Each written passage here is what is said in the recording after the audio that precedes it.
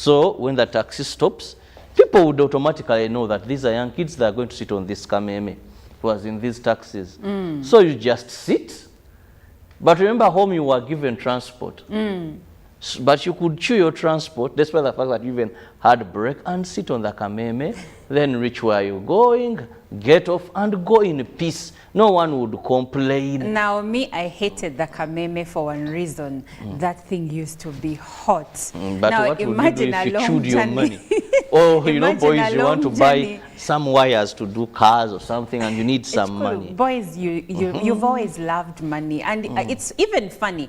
Boys love money more than we do, but then when we grow up, they say that girls love money. Girls are always thinking about money. What do you have to say about that, Chantal? Don't open a... By the way, Amma Chantal, do we love money much more than men love money? Money more than men. Oh. Men love money more than women.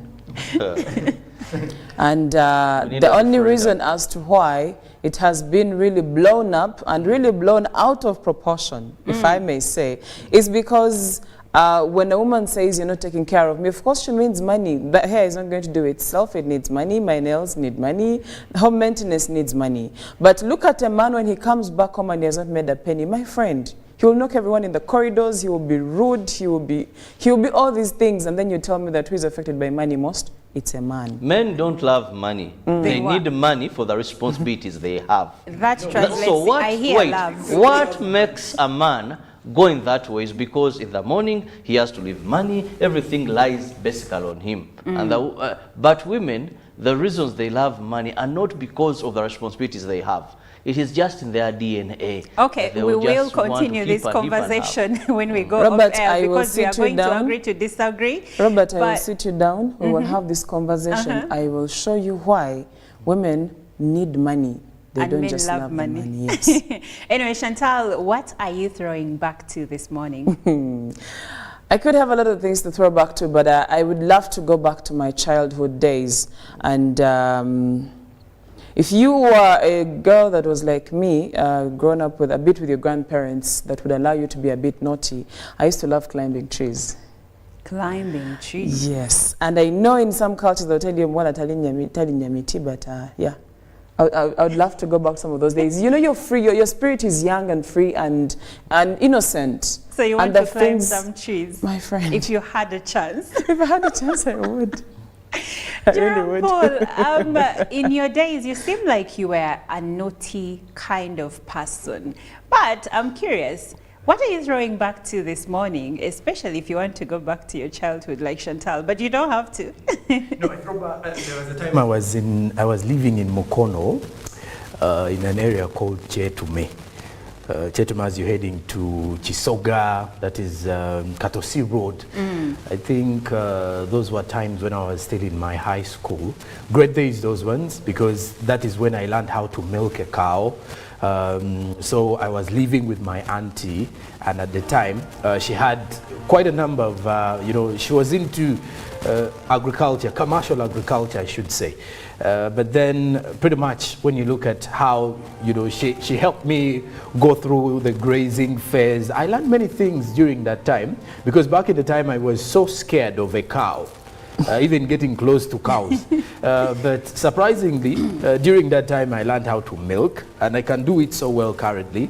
So if I'm to throw back, I really wish I could go back to those days when I could easily, you know, just wake up in the morning, know that it's time for grazing the cattle and stuff like that. It was, it was some good days for me. So interesting. Did you learn also to take unboiled milk? No. Okay. I was scared of that. That was me. Yes. You asked me. Because it is one of the things that when you're good at milking, I am good at milking, that somehow you'd enjoy that hot.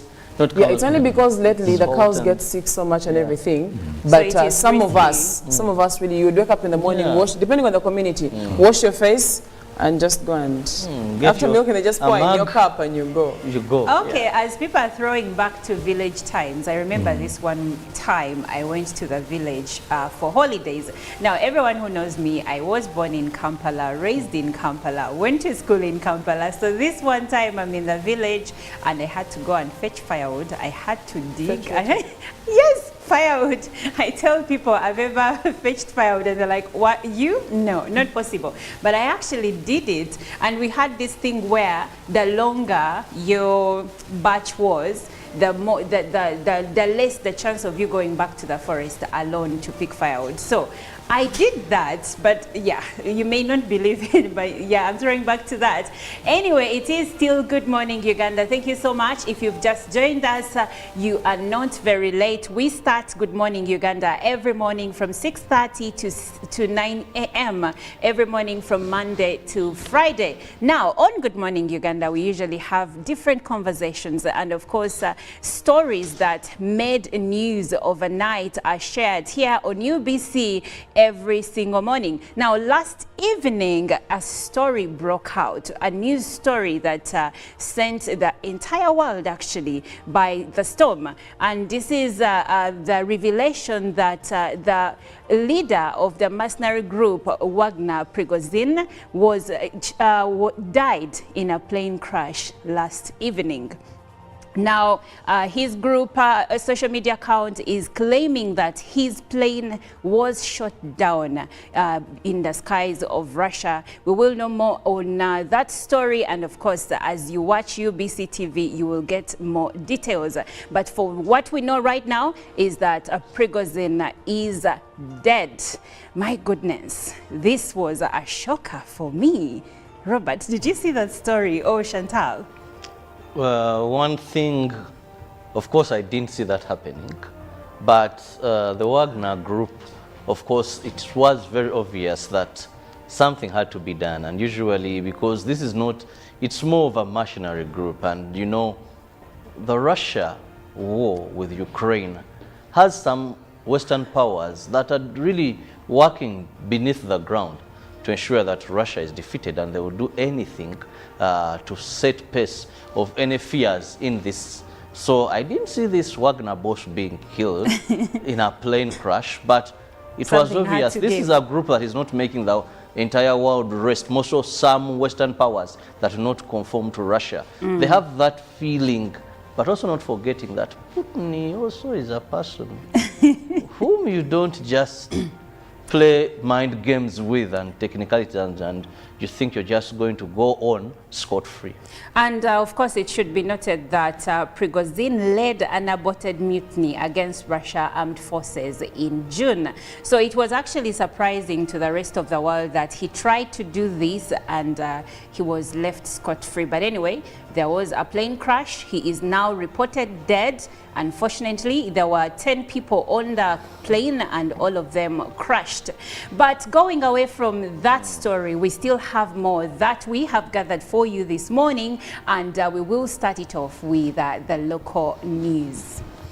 We begin with President Museveni receiving credentials of envoys from different countries and commissioners. Now, President Museveni received credentials from 9 newly accredited envoys, including ambassadors and high commissioners from Ethiopia, India, Belgium, Namibia, Malawi, Philippines, Mozambique, Brazil, and Canada. The event took place at State House in Entebbe. The envoy conveyed greetings from their respective countries' leaders and expressed their commitment to threatening bilateral relationships with Uganda. Topics of mutual interest and cooperation were discussed during the presentation. President Museveni highlighted the potential of Africa market and encouraged companies from Canada and Brazil to tap into the opportunities.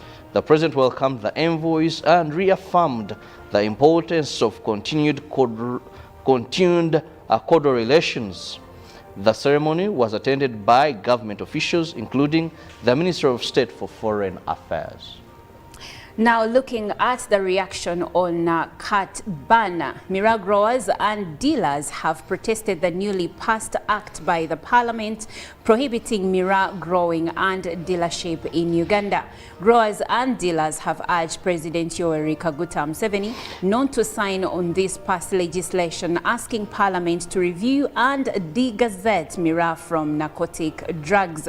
The Narcotic Drugs and Psychotropic Substance Control Bill of 2023 intends to prohibit the use of cat or Miraa and other narcotic substances. Those in the Miraa business chain argue against the misconception that Miraa leads to mental disorder.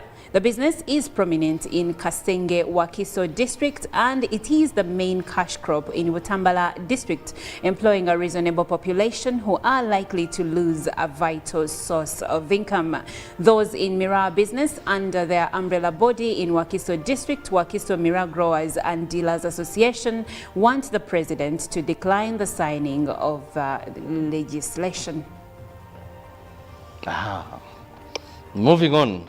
The National Social Security Fund has unveiled the Vision 2035 agenda, whose goal is to increase enrollment of the country's total workforce from 10% to 50% and also to significantly grow the fund's asset. According to Patrick Ayota, the newly appointed managing director, the fund will deliberately introduce new initiatives to create the capacity and the willingness of Ugandans to save. The newly appointed managing director said the fund will focus on expanding social security coverage of Uganda's working population and sustainability of the fund over the next 10 years and beyond. While unveiling what the fund called Vision 2035, Patrick Ayota said that the fund targets to increase enrollment of the country's total workforce from 10% to 50% and growth of assets under management from 18.4 trillion Uganda shillings today to 50 trillion by 2035. To achieve and surpass the target, NSF committed to improving efficiency and customer satisfaction to 95%. And moving on, Uganda Revenue Authority has registered a revenue growth of 16.4% for the 2022-23 financial year and managed to beat its revenue target by Uganda shillings by 57.48 billion Uganda shillings. John Musinguzi, the Commissioner General URA, attributes the taxman's robust performance to the resilient economic performance, enhanced administrative measures and the cooperation of taxpayers. URA had a net revenue target of 25.151 billion Uganda shillings in the last financial year and managed to collect 25.209 billion Uganda shillings, representing a 100.23% performance. The revenue increase is mainly attributed to significant revenue growth from the direct domestic taxes that were in excess of the target and administrative measures that were implemented.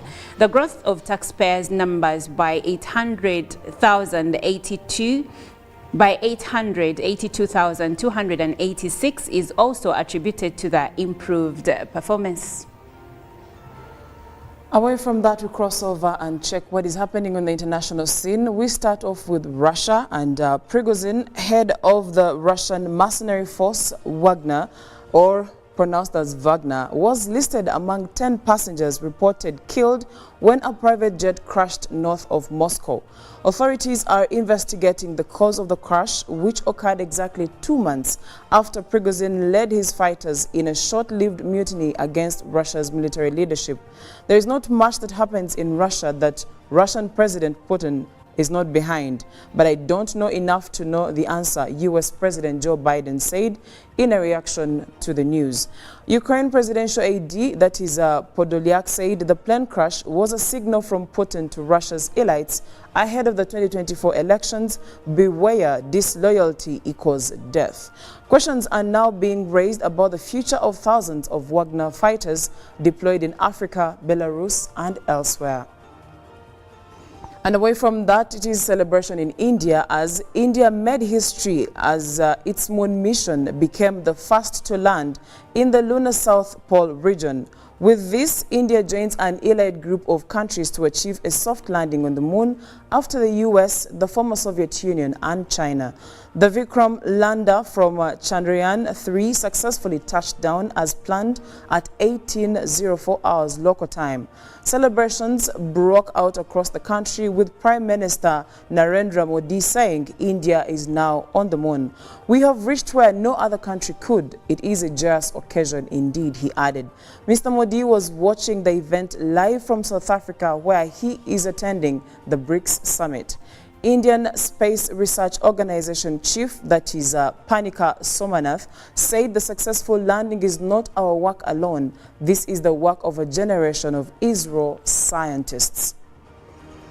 Crossing over into the African continent, delays have marked voting in Zimbabwe as the southern African country conducts its second general election since the ouster of longtime ruler Robert Mugabe in a 2017 coup. 12 presidential candidates are on Wednesday's ballots, but the main contest is expected to be between 80-year-old incumbent Emmerson Mnangagwa, and also known as the Crocodile, and the 45-year-old opposition leader Nelson Chamisa. Mnangagwa, who narrowly beat Chamisa in a disputed election in 2018, is seeking a second and what would be his final 5-year term. Chamisa hopes to break the ruling ZANU-PF party's 43-year-old hold on power. Zimbabwe has had only 2 leaders since gaining independence from white minority rule in 1980, and both belonged to ZANU-PF. Speaking matters climate, Africa regional delegates deliberating on a unified African position on health and climate negotiations in Lilongwe, Malawi, are basing the action on findings by various global and continental health research bodies, health organizations and climate change bodies.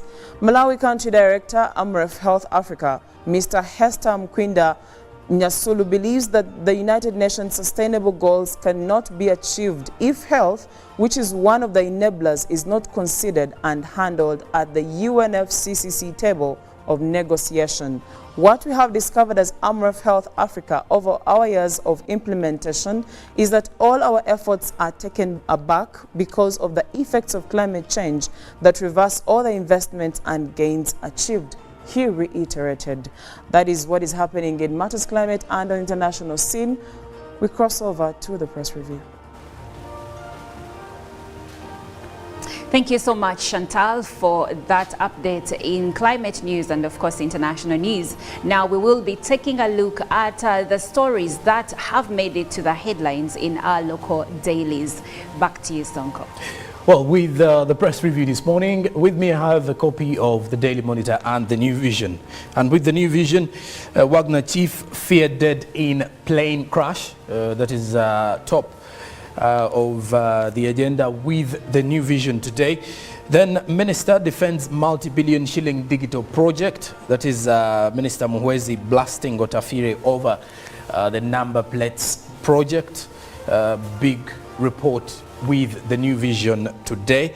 Then furthermore, with the BRICS leaders rooting for solidarity. From left to right, there is a pictorial of 5 of the leaders that took part at the BRICS summit at the Santon Convention Center in Joburg.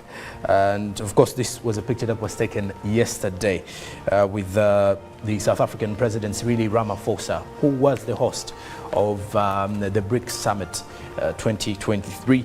Now, in the other news, government and World Bank are in talks. That is the Ugandan government and, of course, the World Bank continue to have dialogues.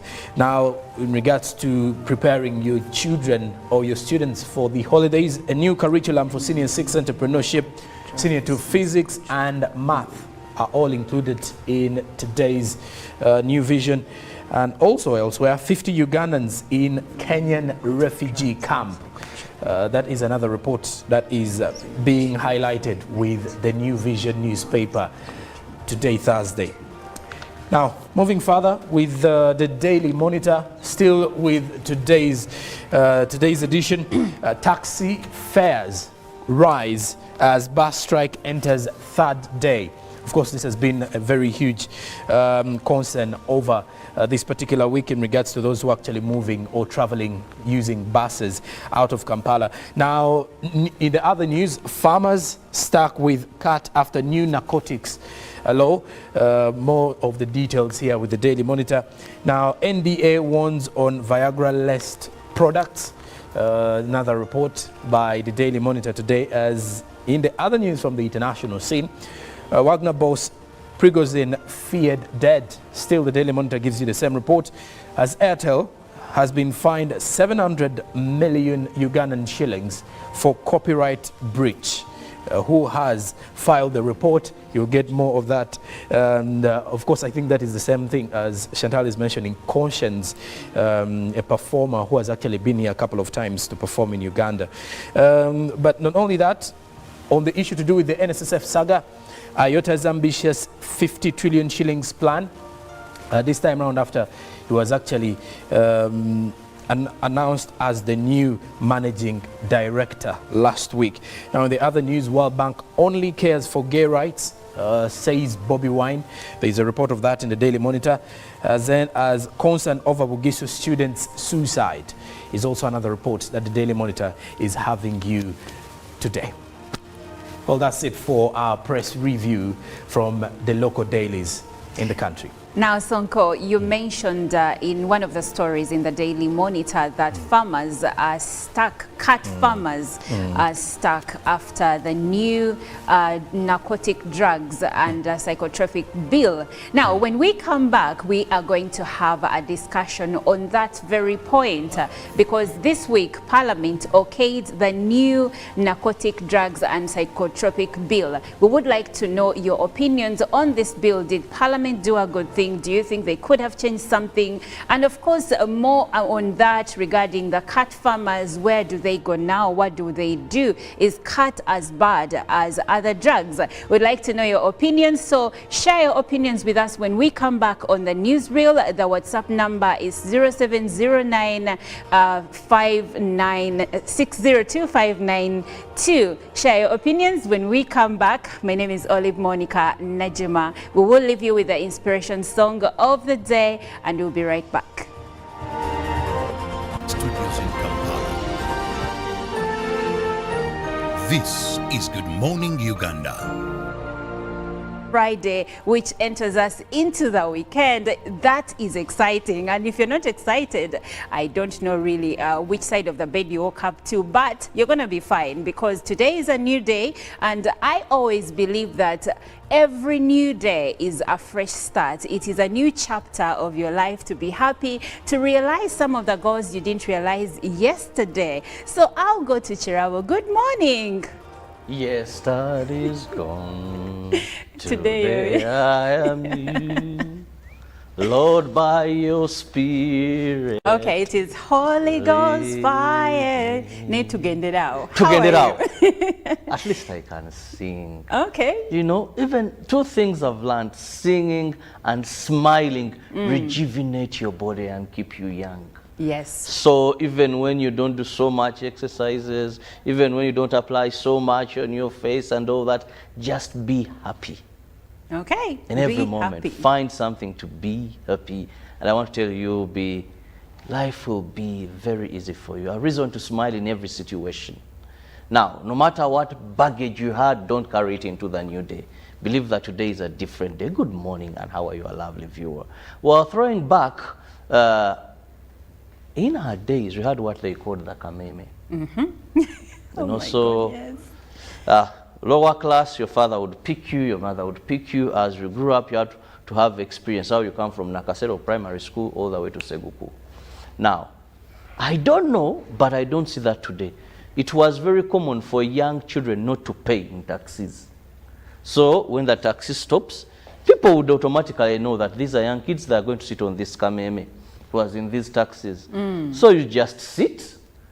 But remember, home you were given transport. But you could chew your transport, despite the fact that you even hard break and sit on the kameme, then reach where you're going, get off and go in peace. No one would complain. Now, me, I hated the kameme for one reason. That thing used to be hot. But now, what would you do imagine if a you long chewed your journey. money? Or, you know, Imagine boys, a you want to long buy journey. some wires to do cars or something and you need some It's cool. money. Boys, you've always loved money, and it's even funny. Boys love money more than we do, but then when we grow up, they say that girls love money. Girls are always thinking about money. What do you have to say Don't about open that, a tin of Chantal? worms. Don't open a... Ama Chantal, do we love money much more than men love money? Money more than men. Oh. Men love money more than women.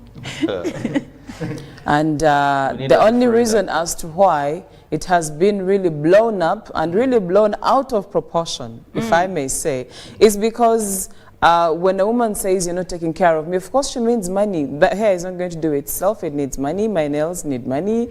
Home maintenance needs money. But look at a man when he comes back home and he has not made a penny. My friend, he will knock everyone in the corridors. He will be rude. He will be all these things. And then you tell me that who is affected by money most? It's a man. Men don't love money. They need money for the responsibilities they have. That translates. So what, I hear love. what makes a man going that way is because in the morning he has to leave money, everything lies basically on him. And but women, the reasons they love money are not because of the responsibilities they have. It is just in their DNA. Okay, They we will just want to continue keep this and keep and have. conversation when we go Robert, off air, I will because we are sit you going to down. agree to disagree. Robert, I will But- sit you down. We will have this conversation. I will show you why women need money.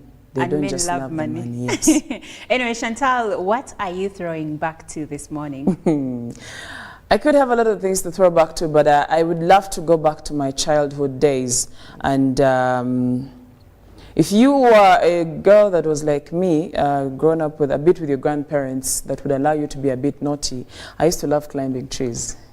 Climbing trees. Yes, and I know in some cultures they'll tell you, but yeah. I would love to go back some of those days. You know, you're free, your spirit is young and free and innocent. So you want and to climb some trees? My friend. If you had a chance. If I had a chance, I would. I really would. Paul, in your days, you seem like you were a naughty kind of person. But I'm curious, what are you throwing back to this morning, especially if you want to go back to your childhood like Chantal, but you don't have to. No, I throw back. There was a time I was living in Mukono, in an area called Chetume. Chetume, as you're heading to Chisoga, that is Katosi Road. I think those were times when I was still in my high school. Great days, those ones, because that is when I learned how to milk a cow. So I was living with my auntie, and at the time she had quite a number of, you know, she was into agriculture, commercial agriculture, I should say. But then pretty much when you look at how, you know, she helped me go through the grazing phase. I learned many things during that time, because back in the time I was so scared of a cow. Even getting close to cows. But surprisingly, during that time I learned how to milk, and I can do it so well currently. So if I'm to throw back, I really wish I could go back to those days when I could easily, you know, just wake up in the morning, know that it's time for grazing the cattle and stuff like that. It was, it was some good days for me. So you said you learned how to milk a cow. Did you learn also to take unboiled milk? No. I was scared of that. That was me. Yes. You I was scared of that. are Because it is one of the things that when you're good at milking, I am good at milking, that somehow you'd enjoy that hot, not Yeah, it's only because lately the Salt cows and- get sick so much and everything. So But it is some of risky. us really, you would wake up in the morning, Yeah. wash, depending on the community, wash your face and just go and, get after your- milking, they just a pour in your mug. cup and you go. you go. Okay, as people are throwing back to village times, I remember this one time I went to the village for holidays. Now, everyone who knows me, I was born in Kampala, raised in Kampala, went to school in Kampala. So this one time I'm in the village and I had to go and fetch firewood. I had to dig. Yes, firewood. I tell people I've ever fetched firewood and they're like, what, you? No, not possible. But I actually did it, and we had this thing where the longer your batch was, the less the chance of you going back to the forest alone to pick firewood. So I did that, but yeah, you may not believe it, but yeah, I'm throwing back to that. Anyway, it is still Good Morning Uganda. Thank you so much. If you've just joined us, you are not very late. We start Good Morning Uganda every morning from 6:30 to 9 a.m. every morning from Monday to Friday. Now, on Good Morning Uganda, we usually have different substances, and if the bill is assented to by the president to become law, an exception for dealing in the substances shall require the clearance of the health minister for someone to deal in this business. But we'd like to look more into this bill. What does it entail and how does it affect you, a Ugandan? Or how does it affect the people that are dealing in farming, or rather in growing of cat? We would like for you to share your opinion on this bill on our WhatsApp and of course the X app. The WhatsApp number is 0709602592. So you can please send in your opinions regarding the new anti-narcotic drugs and psychotropic bill. Now, starting with you, Sonko, I would like for you to share with us what the bill entails. Just to take you back to the tabling of the bill, was after the Constitutional Court nullified the Narcotic Drugs and Psychotropic Substance Control Act of 2015 due to lack of quorum during the same time. And this has actually been in through discussions at the start of this particular year, where Parliament looks to control the use of substances like marijuana or the njaga or ganja for people who actually use it in downtown, and then also transportation of or illegal transportation of cat as well.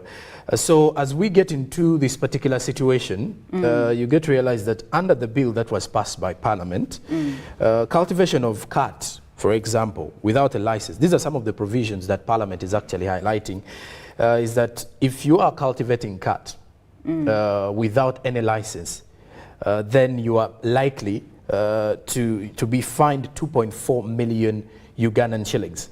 That is equivalent to 120 currency points, if you're to look at it there. And then also, if you're to look at the offenders who repeatedly engage in the same, that is having or cultivating cat without a license, for example, you will definitely face up to 5 years of imprisonment or a life sentence. And then also there would be a fine for a pharmacist who prescribes any of the prohibited drugs. Okay. For example, when you look at the drugs that actually being prohibited here, for example, the marijuana or any other kind of prescription under the psychotropic substances, you will either suffer a 1 billion fine or life sentence, imprisonment, or both. Okay. So those are some of the provisions within the bill that members of Parliament have, or what members of Parliament passed on Tuesday. Okay, so we know that when it comes to bills and laws in East Africa, we are among the best. We have the best. We have good laws regarding many things, and of course policies.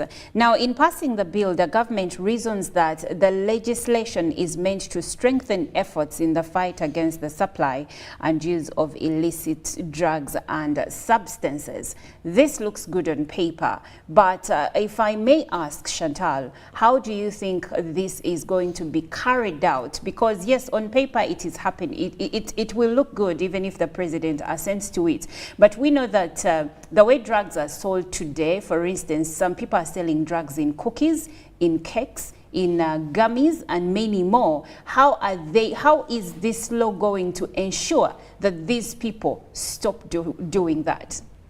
It goes back down to the plan the background plan that has been put in place by the implementing body, and what entails if you're saying you're putting this law or bill in place, how do you plan to achieve the good results that come with it? However, I've been trying to read here and there when it comes to some of these substances that are being talked about, and my concern is majorly on the cat producers. When you talk to some of them, or when you listen to their stories, they will tell you some of government's initiatives, like distributing heifers to farmers, have not yielded much. But them planting cat and selling it, they've been able to make some money for themselves. Someone tells you every 3 months I'm making about 2 to 4 million Uganda shillings. Really? Yes. And these are people that they're now telling you, listen, you are putting this bill in place, or you want to put this bill in place, but it has an effect on our livelihoods. This is what we've been depending on for the last 2 decades. So it goes back down to, while this bill was being put in place, were some of the stakeholders consulted? Because as you're putting this bill in place, you also need to consider some of these things. And isn't there a better way we can have control over this than blocking it out entirely? The issue is control. They're trying to control majorly consumption, misuse. Yeah, misuse. Because we've come to realize that we have quite a number of drugs on the market or in supply that are unregulated, uncontrolled, and of course, we've all had these discussions here, how mental health awareness has started to become a very huge topic in this country. Society, yes.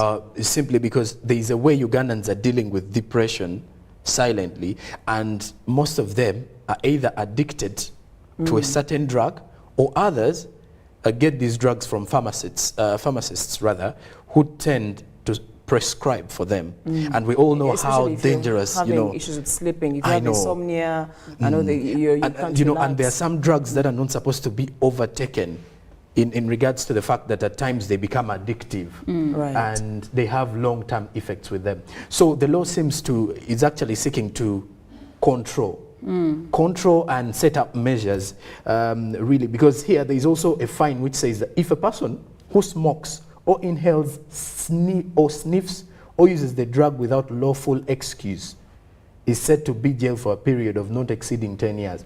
So that means if you are caught, and because we have lots of smokers when it comes to, for example, marijuana here in the country. Now, if you are caught, first of all, the chances are you have to pay money. That is 1 billion shillings. And of course also getting imprisoned because you are having, or you are in consumption of a substance that is actually being deemed illegal within the perimeters. So I think as we look at the biggest part of the bill here, before we even tap into how the cat farmers will be affected, you get to realize that there is that control element of how Ugandans are consuming these particular substances. Now, please go ahead. As I was going to say, when you try to find out how Ugandans are consuming these substances, one, I was also trying to look at the rankings when it comes to which drug is consumed most and all that, and or which substance actually is consumed the most. The most consumed substance, of course, is alcohol. Yes. The most consumed in the country at about 23.3%. And this is followed by Cuba, then followed by cat. Then aviation fuel, and then cannabis, and then cigarettes. Now, when you follow such an order, it also helps you to know where you're going to center your focus when it comes, if you're trying to control substance abuse in the country, then you're going to have to follow such an order, at the very least, for you to be able to make a decision like this one. Then also, in an estimate, about 10% of Ugandans, or the population, the whole population, is dependent, and these are regular users of illicit substances. And then 18% of these are men, and then 2% of them, and then less than 2% of women both smoke and drink. Now, with such statistics, I would also like to go back down to, are we aware that it may not even just be cut or these other drugs, illicit drugs that have been put in place, but that very drug that you take, like Sonko said, that painkiller. We know you I don't know if you took a time to listen to, you remember Jackie Chandiru? Oh, I was thinking about her, Yes. Now she tells, she did not get addicted to some of these illicit drugs. So it was a painkiller. She was going through pain and she couldn't sleep and the doctor prescribed. And then she kept on taking and taking and she taking. became dependent On this particular painkiller. and then she became addicted. Yes, this particular painkiller. So what am I trying to say? Before we, you know, let's weigh all the available options and see how best to work around it, especially because if you are stopping this and someone, and a group of people is coming out to say, listen, our livelihoods depend on this, then maybe it's about time we explored how do we control this, how do we keep it in check, for us to be able to know that we have reduced the supply of these substances in the public. The farmers who are in this business are known, and they supply to probably 2 or 3 particular places. And if this is found elsewhere, then we know who to look for to be able to know that, to be able to have an investigation and find out who is responsible for the supply of this particular substance. You understand? Let's have some controls before we think about these measures that seem a bit harsh on some of the people that seem to be gaining from them. Well, we would like for you to join this conversation. Share your opinion regarding the new anti-narcotics, drugs and psychotropic substances control bill that was passed by Parliament on Tuesday this week and is awaiting assent by the President, Yoweri Kaguta Museveni. You can reach us on WhatsApp 0709602592. And if you are on the X app, formerly known as Twitter, you can share your opinion. The hashtag is UBCGMU, and again we are asking you to kindly share your opinion on the new narcotic drugs and psychotropic substances control bill. Now, some members of Parliament were against the inclusion of cut onto the list of drugs that are prohibited in Uganda. Busia South Member of Parliament Charles Matovu argued that categorizing cut among the narcotic drugs would render nearly those people that depend on it for survival, he meant the farmers, without a livelihood. And he said the unrest and backlash that comes with it may be detrimental to the nation. But he wasn't alone. Butambala woman member of Parliament Aisha Kabanda demanded an alternative source of livelihood for her constituents. Butambala district is one of the leading growers of the banned crop, and this is what she said, I quote, "All the things that have been blamed on cut, I want to say that alcohol causes them. I have not seen this country say that we stop alcohol consumption because it has these effects. Instead, we are looking forward to more being sold so that we can collect more taxes." Yes, alcohol is the industry that is one of the industries that pay the most taxes in this country. So if you're talking about drugs and limiting their sale, yet we see alcohol advertised on TV, on radio, in the newspapers, on social media, there is a double standard here. Exactly. So it could also mean that there is an underlying issue that we are not seeing. Because if we are saying the most consumed substance is alcohol, but then we've not seen much controls put in place for alcohol, and the people are really addicted, people are sick from the use of alcohol, and then we are going down to the likes of cut. Then there must be something in the middle there that we are missing, that we are not seeing. Maybe Parliament knows something that we do not know. But in this case, ideally or realistically, you'd want to think the most consumed substance should be the one that is controlled the most. But let's look at the benefits of having this law, especially in regards to children and teenagers. Reports indicate that there is a high number of there is an escalating number of drug use or substance abuse in the country by the young population. So how is this bill going to benefit those? This bill seems to be treating symptoms instead of treating the disease. Let's go back down to why do we have these youth consuming these drugs? Why do we have an increase in substance abuse? When we handle that, then we may not have even to worry about these substances if we put other controls in place. So let's go back down to the foundation of why do we have more youth being dependent on these substances in the first place. And do we know right now why the youth are using or are abusing drugs to start with? I think it is because of, I didn't mention of the depression. The generation is actually living with a lot of depression. And the major factor is the societal demands. That is actually leading to that. And the social media presence currently. Because back in the time, depression wasn't the big talk of town, simply because you had no one to over-compare yourself to. And the young generation has this social media, you know, a drive of always thinking about how can I be like the other person? Why is it that I'm not at the same pace as the other? Now that leads to quite a number of questions within themselves.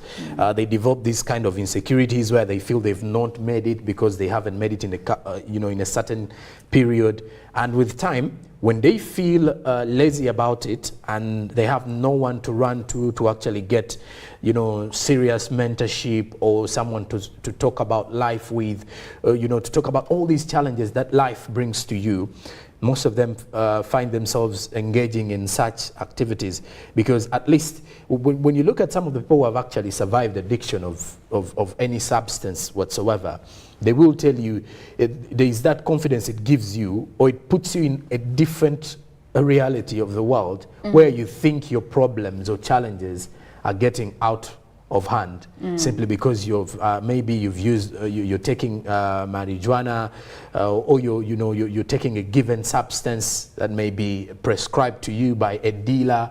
There are actually people who also sniff other substances that may not necessarily be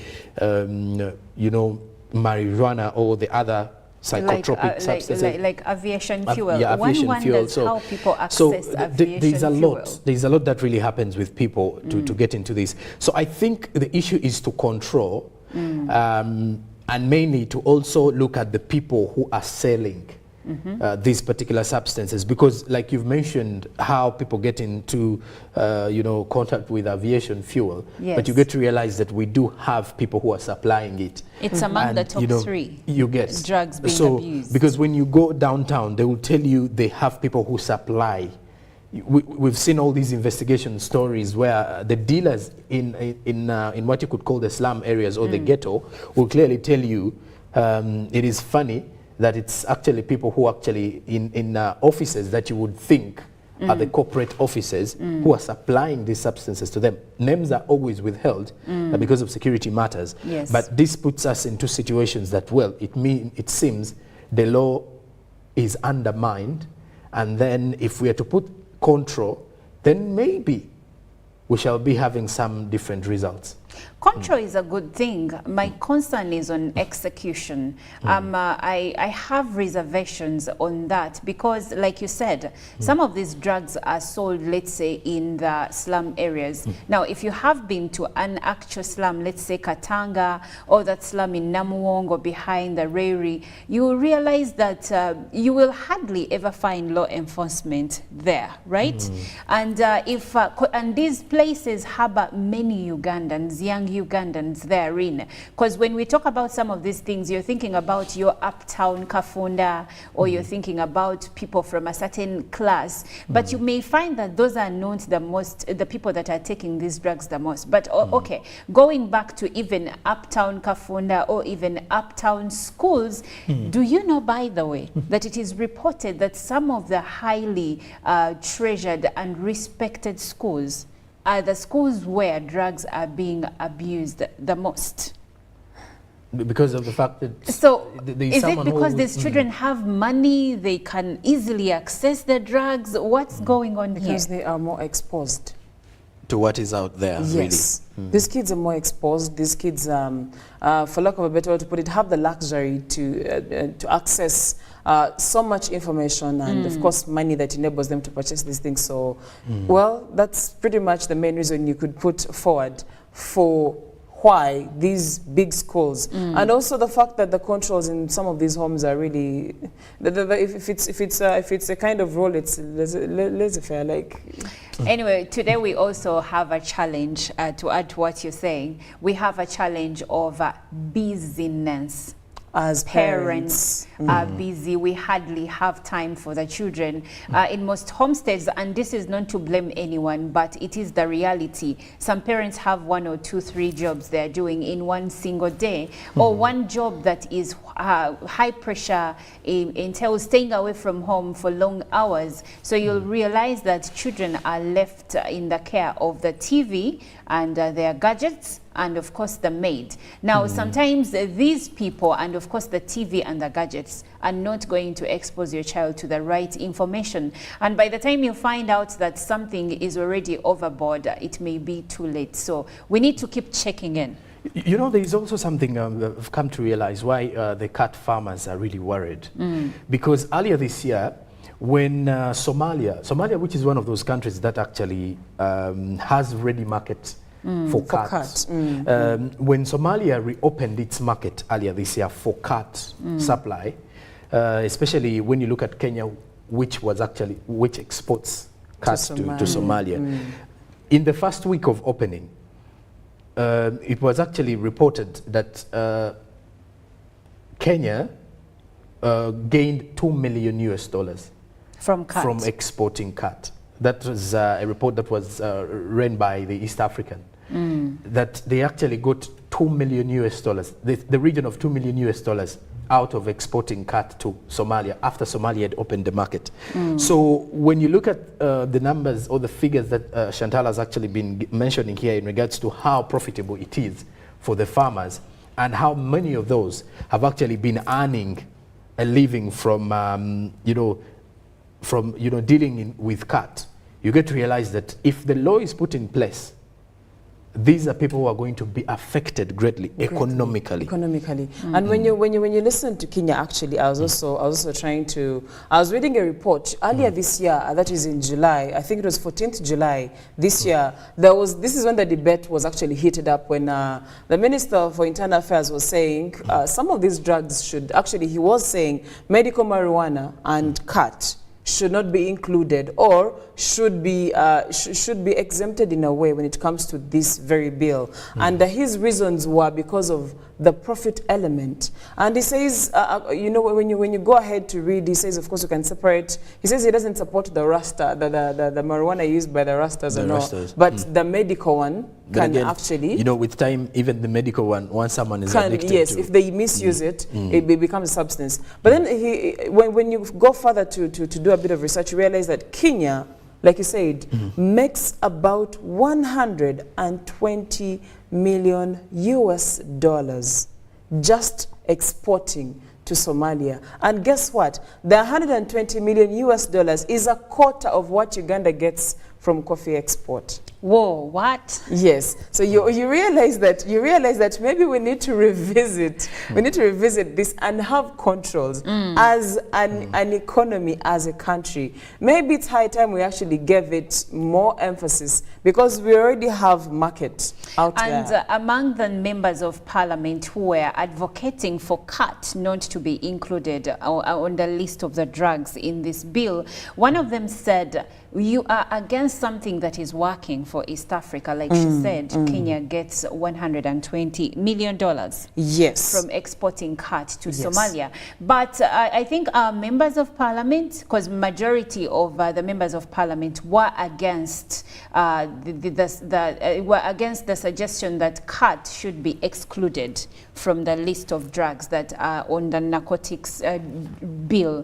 And maybe we need to go back to the drawing board before the president president assents to this and do more research and figure, because I'm sure that the president is going to be advised before he assents to the bill. Yes. But one thing I know is that in most cases, the president takes his time, and sometimes he sends back the bills to Parliament so that they look into them again. Now, those that may be advising the president could point him in the direction of some of the benefits. You know, there is something funny here. Of CAT. Just a moment.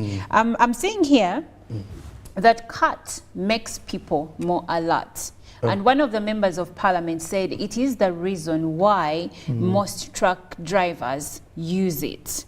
Okay? And then apparently it also gives someone feelings of elation. But you know, with feelings of elation, you can go overboard. Must be why there is the controversial conversations of it's good, it's not good. And someone actually concluded and said if it impairs your mind in a way, then it shouldn't be considered. But this is an internationally recognized plant. I'm talking about CAT. And it's not... And it's taken in its fresh form. Yes. Is it as bad as marijuana, which is dried and then smoked, put in cookies, put in food? There is some interesting figures here. There are some interesting figures here, rather, which says that Parliament was driven on addiction, which they believe, some people believe is not fair. According to the report, because there is a report that has indicated that 44.7% of those being treated at Butabika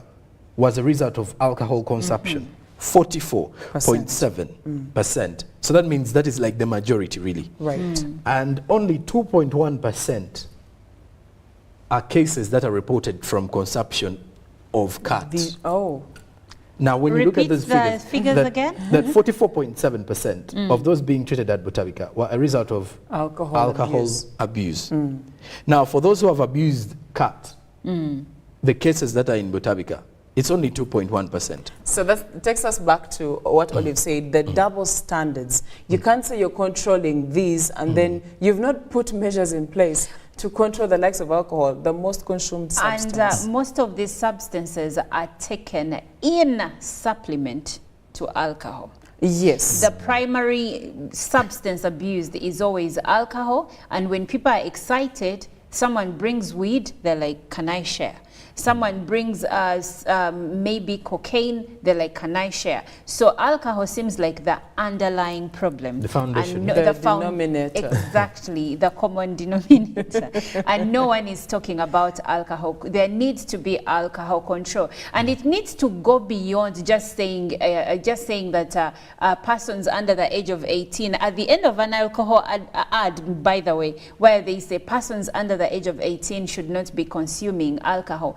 Have you ever gone to a bar and you saw a bartender asking for an ID from a client before they serve them alcohol? It was back then, those years ago, whenever you'd be entering, actually not even just open bars, clubs, so they would be asking for your ID, especially if they look at you and they judge from your appearance and think you may not be 18 years and above. That was the only time. But open bars never used to ask for IDs. Right now, nobody's going to ask you, unless the child really looks really young. Short of that, anyone will enter in there. People are looking to make money. It's a profit. They have rent to pay and bills to clear. But you see, that's where we have to start, because majority of the young population are abusing alcohol, and some of them are not even at the age where they're supposed to be taking alcohol. But if we have no mechanisms to try and ensure that they do not take alcohol, then it's going to be hard for us to stop them from taking other alcohol, or rather substances like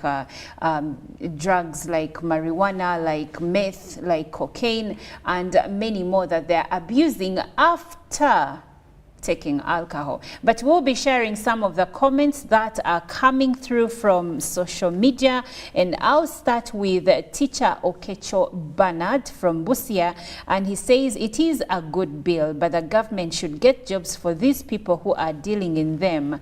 Good morning, presenters. Thank you so much, teacher Okecho.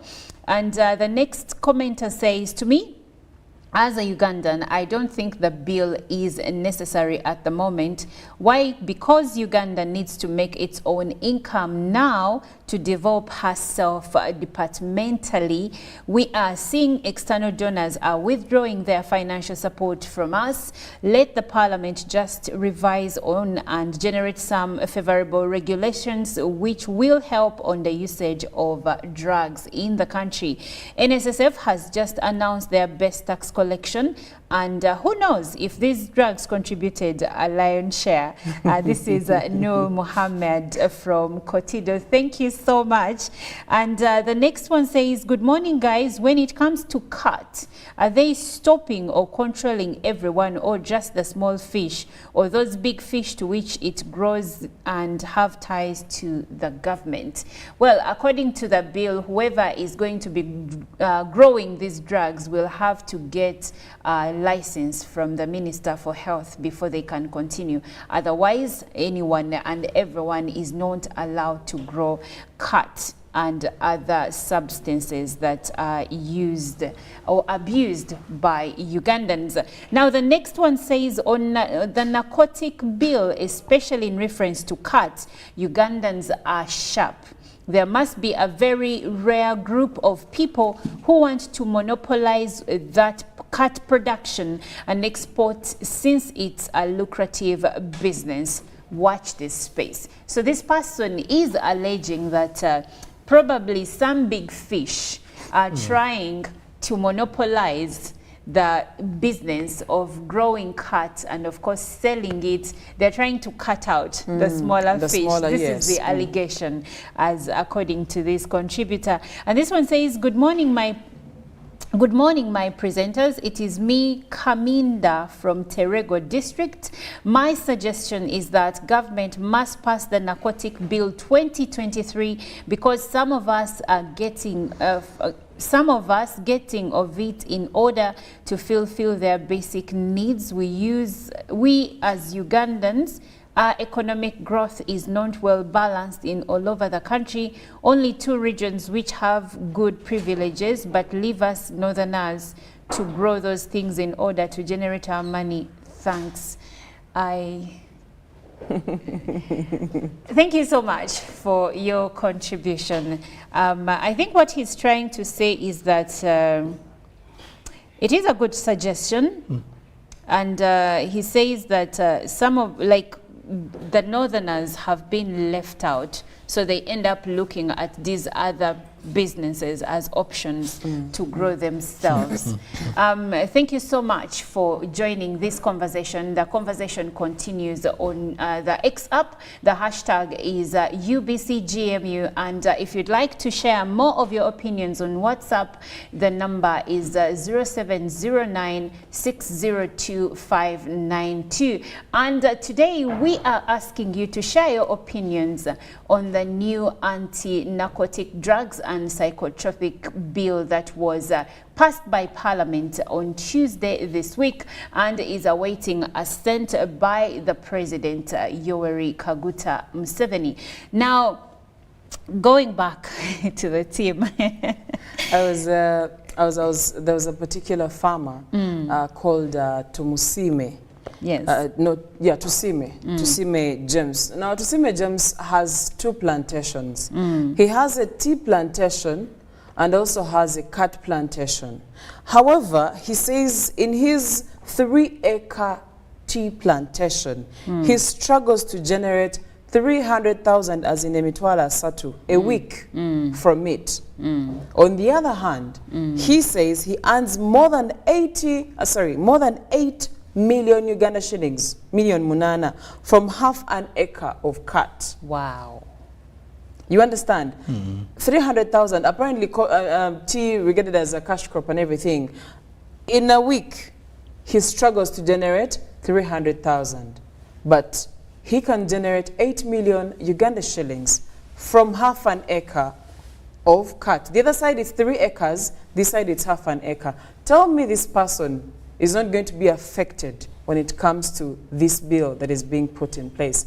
let's go back to the drawing board and see how best we can achieve this. So in without your affecting the opinion, the livelihoods. president should send this So bill back? let it be sent back and certain measures put in place, just like the anti-homosexuality bill was sent back and certain conditions were put in place. Let's have this also sent back. And this, my concern is on cat, because if you can export it legally from one country to another, it's an internationally recognized crop.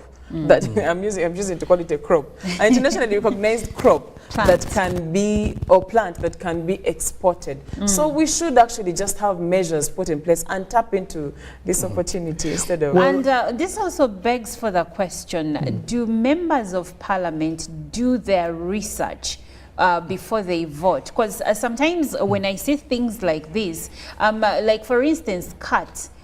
We have East African nations that are gaining hugely, like Chantal shared the numbers from the exportation of cat. Kenya, like Chantal said, earns about 180 million, $120 million by exporting, through the exportation of cat to neighboring Somalia. So this begs for the question, yes, do members of parliament do due diligence to research largely and find out what the benefits and risks are before they come and vote in huge numbers? Because sometimes I feel, and it's the same thing that happened with the anti-homosexuality bill, sometimes they vote because everyone else is voting. Sometimes they vote because they are excited, or because it is emotional. Oh, children should not be taking drugs. You're right, they shouldn't. But have you done the research? Have you ensured that whatever you're passing is actually not going to cost the country in large pennies? Oh, I also want to believe the issue is, because we have lots of provisions normally with these bills, at times everyone concentrates on something that they feel affects. Because when you look through the entire bill, they did not change, they just changed the few of the provisions from the Narcotic Law of Narcotic Act of 2015. Now, furthermore with this one, is they're putting control of substances. Though what I believe is, like you've mentioned, I think they did not fully study the market of cat and which control measures have they put in place for the people dealing in cat. Because why the cat farmers are out there, they believe this law is directly hitting on them more than any other person. Because already, when you look at the other substances, it was already illegal for someone to use marijuana. If you're caught, you will get imprisoned or something. But for them, because of the cat, this time around being one of the key focuses, because of the economic values it brings. And I think it goes back to the same question or the same concern that one of the viewers sent in, saying that it may seem someone is trying, there should be people who are trying to build a monopoly. Yes. Because when you look at the fact that if you're saying illegal possession of cat, we all know cat is actually being sold across countries, across borders. And yes, even if you move around town, you'll find spots where people are actually buying it. In Kisenyi, for instance. Exactly. Drivers buy it, people consume it, even in public, and it is only that socially some people don't feel comfortable around people who are consuming it. That's true. But then it's not more like the marijuana kind of thing, whereby it will totally be a turn-off for anyone who is not consuming it at any one point. But for those who actually consume cat, for those who actually sell it, for a product that is actually being sold freely. Actually, in the Arab world, it is consumed freely. It attacks that market really. So I think we shall wait to see if the president will assent to it or he will return it to the House for further revisit. We have a few more comments. This one says, good morning. How will consumption of cat be controlled in areas where it grows on its own and is readily available? We also have to remember that we have ignored the boy child who is the main consumer of most of the drugs. This is Elvio from Nakapiri Piripit. And this one says, he who brought the bill and included cat has shares in Kenyan cat business, as it has huge market in Somalia, Uganda.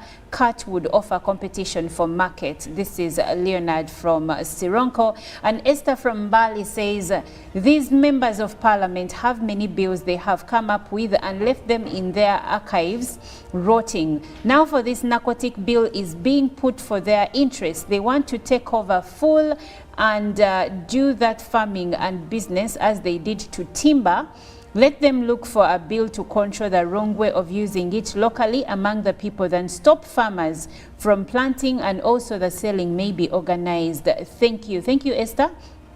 This one says, drugs are good for medical use. Drugs are good economically in short and long term. Drugs are bad for individuals, family, community, and society in the long term, especially when they are not regulated well, like depression, suicidal ideation, accident, theft, lower productivity of consumers, among others.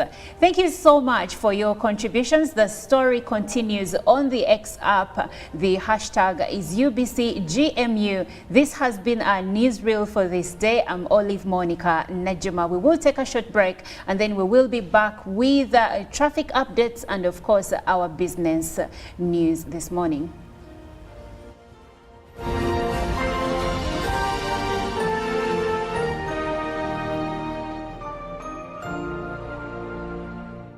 Upgrade your lifestyle with the all-new entry-loaded Chillax voice bundles.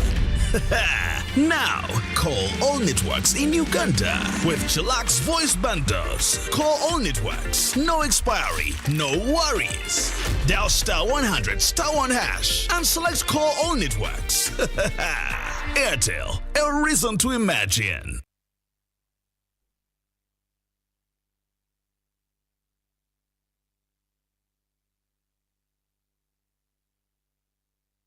Upgrade your lifestyle with the all-new entry-loaded Chillax voice bundles. Now, call all networks in Uganda with Chillax voice bundles. Call all networks, no expiry, no worries. Dial *100 *1# and select call all networks. Airtel, a reason to imagine. The Ministry of Finance, Planning and Economic Development, together with International Growth Center, will host the 7th High-Level Economic Growth Forum under the theme, Strengthening Uganda's Competitiveness to Foster Accelerated Economic Growth. The forum will take place on the 24th and 25th of August 2023 at Kampala Serena Hotel. The 7th EGF will focus on global economic development and economic growth in Uganda, domestic revenue mobilization, boosting exports and farm productivity, climate change and growth, as well as technology as a driver of productivity and growth. Key speakers of the forum include Oxford University Professor of Economic Policy Stephen Dacon, Honorable Mateka Saja, the Minister for Finance, Ramadhan Gobi, Permanent Secretary, Ministry of Finance, the President of Uganda, His Excellency Yoweri Kaguta Museveni, will be the chief guest. The 7th Economic Growth Forum will broadcast live on UBC TV and the Finance Ministry communication platforms with the hashtag #7EGFUG. UBC is the national public broadcaster. We educate, inform, entertain, and inspire our audiences. You can watch us on free-to-air channel 001, DSTV channel 282, GoTV channel 371, Star Times channel 201, Zuku TV channel 20, and Azam TV channel 350. Even when your subscription expires, you can still watch UBC for free on your pay TV platforms. Pick of the day on UBC.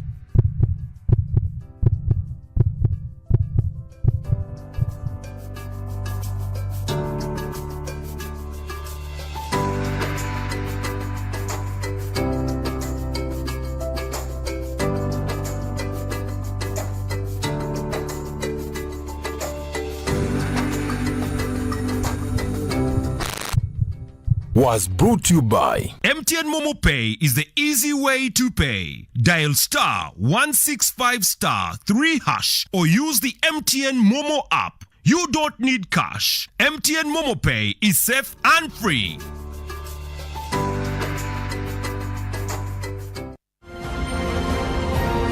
Live from UBC Studios in Kampala, this is Good Morning Uganda.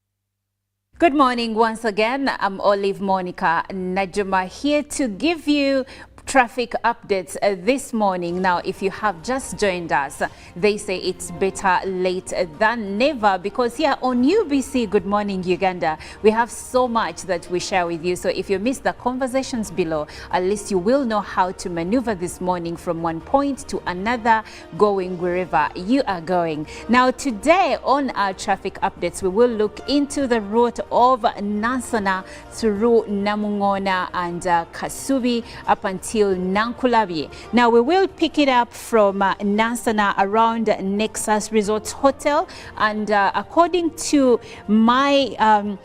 what I'm seeing, the traffic there is moving smoothly. There are a few holdups here and there, but overall there is a smooth flow of traffic on that route, so you will be able to move well. Now, if you reach Worship House Ministries, you're going to find a traffic build-up along there, and it grows into a deeper red zone, meaning that some of the roads that come from that are joining are causing some bit of a hold-up there, especially as you approach Starbucks in Lubigi, that is still in the area of Nansana. So there I see two red zones on both lanes. That is the lane that is coming to town going to Kasubi side, and of course the lane that is going to Nansana side.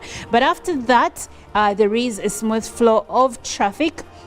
There is a bit of a traffic holdup that is coming in from Naluma Road, joining the main Hoima Road there. But when you join the main Hoima Road, there is a smooth flow of traffic up until you reach the roundabout at Namungona. That is the bypass roundabout.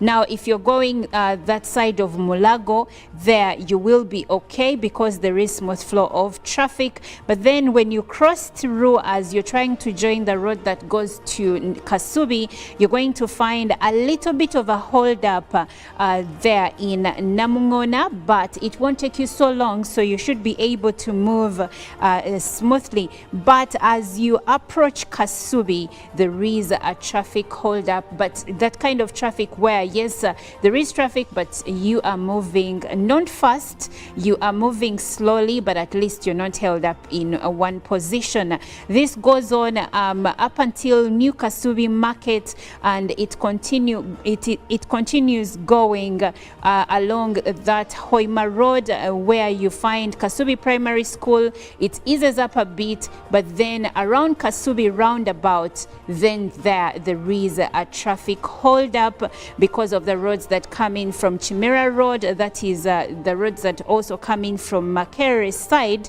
joining Kasubi and going to Masilo Road. So at the beginning of Masiro Road, you will be held up a bit. And now as you move along to Nankulabye, you're going to find a smooth flow of traffic. But then at the junction there around Pride Microfinance in Nankulabye, there are deep red zones there, meaning that traffic is intense along that route. So if you're going that side, you're going to spend some time there. And of course, there is some traffic heading to Balintuma Road. That is the road that goes to Mengo, but it's not much. It is just around the traffic lights. So when you continue moving, you will find that there is a smooth flow of traffic. And if you're going to the side of Wandegea, there is smooth flow of traffic there. And then when we move along again, approaching Bakuli around Umkat School of Journalism and Mass Communication, that is along Sir Apollo Kagwa Road, you're going to find some bit of traffic there. But when you move ahead Chadondo Road, you're going to find that the traffic flow is actually smooth. Now continuing to Bakuli, there is a smooth flow of traffic. You won't be held up there for so long.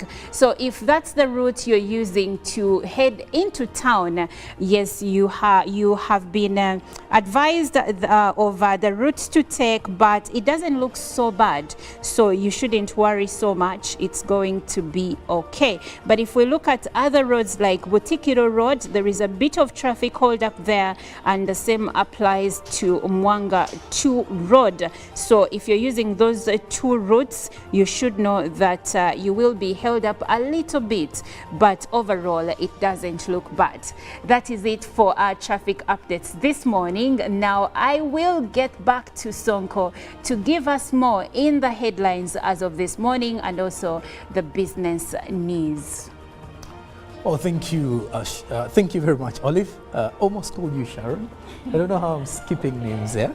But anyways, I think I've come to realize that Kampala is one busy side when it comes to the traffic flow, especially in the morning hours. Yeah, and even during the evening hours from 4 to 7. I think it's something that most of the Ugandans pretty much understand. So it's better to kickstart off with these traffic updates that will definitely give you a clear roadmap on how to swiftly beat the traffic madness in the morning. But well, besides that, we head to our press review, and we do revisit our locals first before we head to what is happening with the others within the East African region. Now from the local dailies, back to the New Vision with the headline, Muhwezi blasts Otafire over the plates project. The minister defends multi-billion shilling digital project. That report is with the New Vision today. As the Wagner chief feared dead in plane crash, there is another report of that regarding the incidents and chaos in Russia. Then over 220 tenders and offers are available for anyone out there who's job seeking. The New Vision gives you more of the details there. Now, the government of Uganda and the World Bank are in talks. And what are they talking about? More of that with the New Vision today, as 50 Ugandans are in a Kenyan refugee camp, according to the findings that we do have currently. But well, besides that as well, following up on the same issue to do with the New Vision today, BRICS leaders root for solidarity. There is a pictorial of the leaders after the summit in Santon, Johannesburg. Yesterday, the Brazilian president, including the Chinese president, the Indian prime minister, also part of that, as well as the Russian foreign minister, who also took part or represented Russia physically. And well, besides that, as we move further with our local dailies, we now turn our focus on the Daily Monitor, where taxi fares rise as bus strike enters third day. This week has seen lots of chaos around those in the transportation sector, especially people dealing in bus transportation. Now, there's a report of that with the Daily Monitor. As in the other news, farmers stuck with cut after new narcotics law. They do believe that this particular one is likely to affect them. And now the Nissan Ariya covers 500 kilometers when fully charged. There is a report about those who are intending to buy yourselves a vehicle this year. Now the NDA warns on Viagra-laced products. You can get that report still with the Daily Monitor today, as Wagner boss Prigozhin feared dead after that crash that happened yesterday. The Daily Monitor gives you more of that today. Furthermore, Airtel has been fined 700 million shillings for copyright breach. You can still get that same report with the Daily Monitor. As in the NSSF perspective, the new managing director, IOTA, has an ambitious 50 trillion shillings plan. How is the plan going to be implemented? The Daily Monitor gives you more of that. As the World Bank only cares for gay rights, according to what Bobby Wine says, there is a report of why Bobby Wine believes so. He's the president of the National Unity Platform. Now, also concern over Bugishu students' suicide is also in the Daily Monitor today. Now, let's fast track and see what is happening from the other countries across the region, with the Daily Nation kicking it off from Kenya as a big headline which shows the war within, power struggle, signs of a looming cabinet reshuffle, or a storm in a teacup. There's a big concern in Kenya over there as TikTok raw, President Ruto to talk with Tech Fami's boss over explicit content. So that means Kenya is looking at regulating TikTok in Kenya. They do have lots of content creators there. Now, furthermore, junior police officers get 1,000 Kenyan shillings pay rise as bosses pocket 11,000 Kenyan shillings monthly. Now, furthermore, Oparanya grilled for 6 hours over graft. That is according to the Daily Nation, giving you more details. Now, in a scandal in Kenya, steelmakers fined 340 million Kenyan shillings for unfair price fixing. So that is with the Daily Nation. Now, away from the Daily Nation, we now turn our focus to the Citizen. The Citizen in Tanzania, why only 21% of Tanzanians save to invest. There is a report of that one that clearly shows that only 21% of Tanzanians save for investment. That means the rest only save to consume. Now, road accidents down 57% in 5 years. When you come to think of it, that is a very good report for the people in Tanzania, with the fact that for us here in Uganda, the road accidents continue to increase. We can pick a leaf or two from how they are implementing that. Now, what political parties want before the 2025 general elections? There's a report of that with the Citizen newspaper that is in Tanzania. Now, business launch, glass factory set to start production in Tanzania. That is a headline in the Citizen. And then also more further details in regarding to saving in Tanzania being highlighted in that particular newspaper of the Citizen. Well, now elsewhere, we turn our focus to the GMU business update this morning. For those who are actually interested in investing in treasury bills and treasury bonds, this is something that you would definitely pick big on, as government auctioned 3 securities to finance physical operations, according to what has actually been highlighted here. According to the ministry's monthly performance, if you come to think of it, a report shows that for July, as of July 2023, 561.62 billion Ugandan shillings was from treasury bills, while 526.28 billion was from the treasury bonds. So we do have quite a number of investments within those particular spaces. Now, to raise funds for public expenditure, the Minister of Finance, Planning and Economic Development said that the government auctioned 3 securities from the domestic market to raise at least 1.87 trillion Ugandan shillings, 1.087 trillion Ugandan shillings when you come to think of these particular figures. And the ministry says that there was a general decline in the annualized yields on treasury bills. That is as of July this very year, and this was largely due to increased demand for government securities during that period. Of course, we now have quite a number of investors who tend to invest in various government securities because they have viable room for interest in a long run, especially when you look at the treasury bonds, for example. If you look at the maturity period for 3 years, you get to realize that there is though there is a decrease of at least 13.5% according to figures, but when you look at the maturity period of that particular bond, if you're to invest in this year, it gives you quite a number of opportunities to grow your investments if you come to think of it in that way.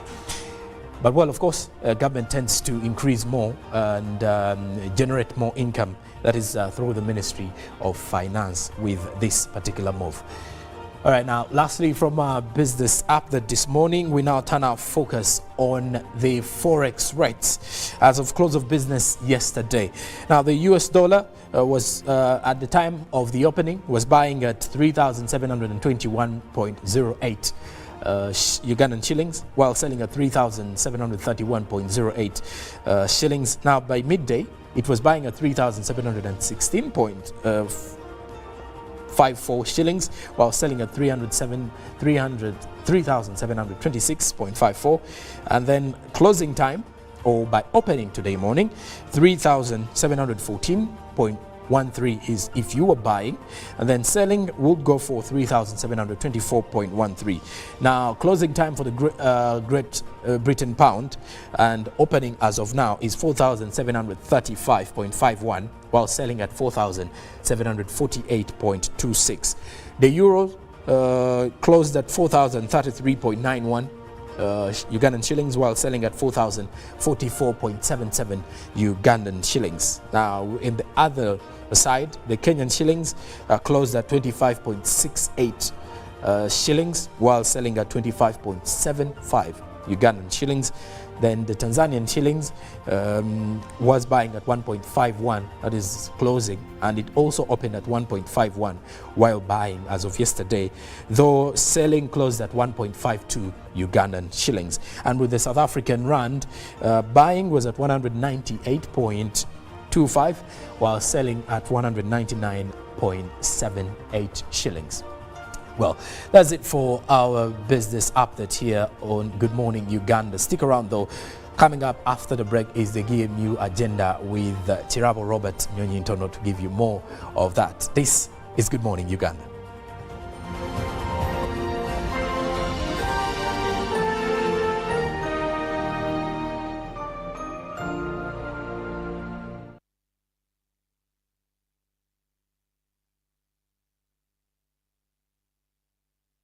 The Ministry of Finance, Planning and Economic Development, together with International Growth Center, will host the 7th High-Level Economic Growth Forum under the theme, Strengthening Uganda's Competitiveness to Foster Accelerated Economic Growth. The forum will take place on the 24th and 25th of August 2023 at Kampala Serena Hotel. The 7th EGF will focus on global economic development and economic growth in Uganda, domestic revenue mobilization, boosting exports and farm productivity, climate change and growth, as well as technology as a driver of productivity and growth. Key speakers of the forum include Oxford University Professor of Economic Policy Stephen Dacon, Honorable Matia Kasaija, the Minister for Finance, Ramadhan Gobi, Permanent Secretary, Ministry of Finance. The President of Uganda, His Excellency Yoweri Kaguta Museveni, will be the chief guest. The 7th Economic Growth Forum will broadcast live on UBC TV and the Finance Ministry communication platforms with the hashtag #7EGFUG. Pick of the day on UBC.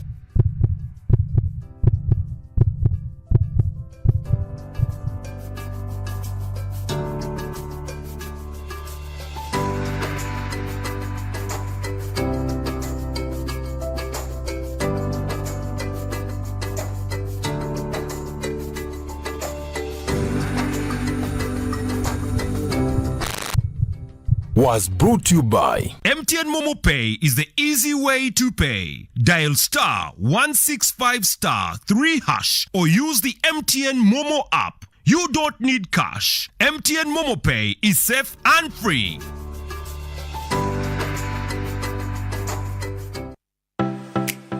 UBC is the national public broadcaster. We educate, inform, entertain, and inspire our audiences. You can watch us on free-to-air channel 001, DSTV channel 282, GoTV channel 371, Star Times channel 201, Zuku TV channel 20, and Azam TV channel 350. Even when your subscription expires, you can still watch UBC for free on your pay TV platforms. Juko. Yo. Wachikuwa. Check the shopping, man. What's your secret? Uganda wange, haven't you heard of the parish development model PDM? Yes, I did, but I thought it was just a talk. No, Sebatia. It is real. I and a few friends together formed a circle, accessed money from the PDM, invested in a portrait project, and now things are moving. Juko. I thought I was one of your friends. You are. But you left me behind. I didn't leave you in poverty. What you do, just visit your LC2 chairperson and your parish chief and start the process of economic transformation. Just like that.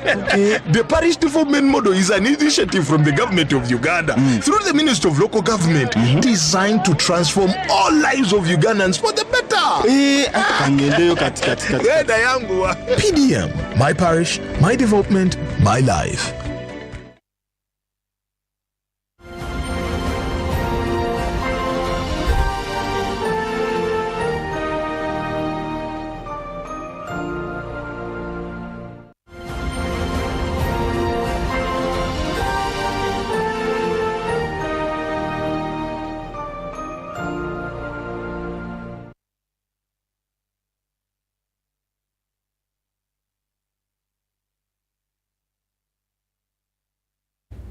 A lovely morning to you, and thank you so much for being with us on UBC TV. This is Robert Cherabonyonyitono. Welcome to Good Morning Uganda Agenda. Now, today is Thursday. That means we are peeping into the weekend, which Friday, of course, to many people, once you get to Friday, the weekend is on. But remember, it is a Thursday and not a Friday.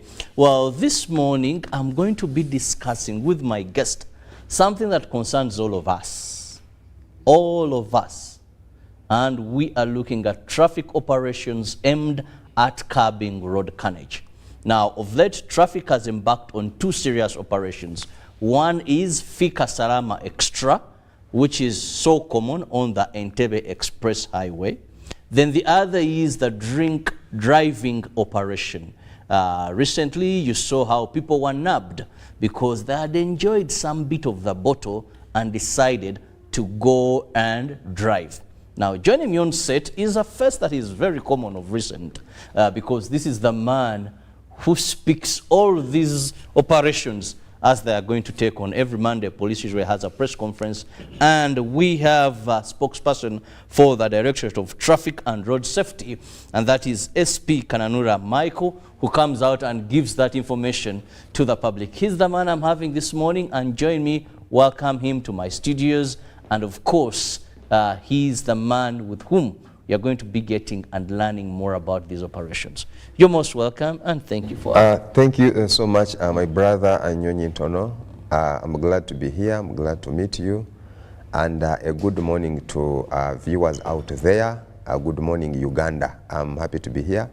My name is, as you have heard, the Superintendent of Police, Michael Kananura. And I work as the Community Liaisons Officer for the Directorate. I also double as the spokesperson for the same Directorate. Thank you. Now, that said, when we talk about the road carnage problem in Uganda, where we can register about 400 accidents just in a spell of 1 week, what would we attribute these accidents to? Thank you so much. Actually, when we talk of 400 accidents in a given week, within the 400 accidents, we have the fatal ones, the ones that claim lives of people, which go up to around 70 or 80 sometimes. Then we also look at serious accidents. These are accidents that occur, and then we see people's lives are injured.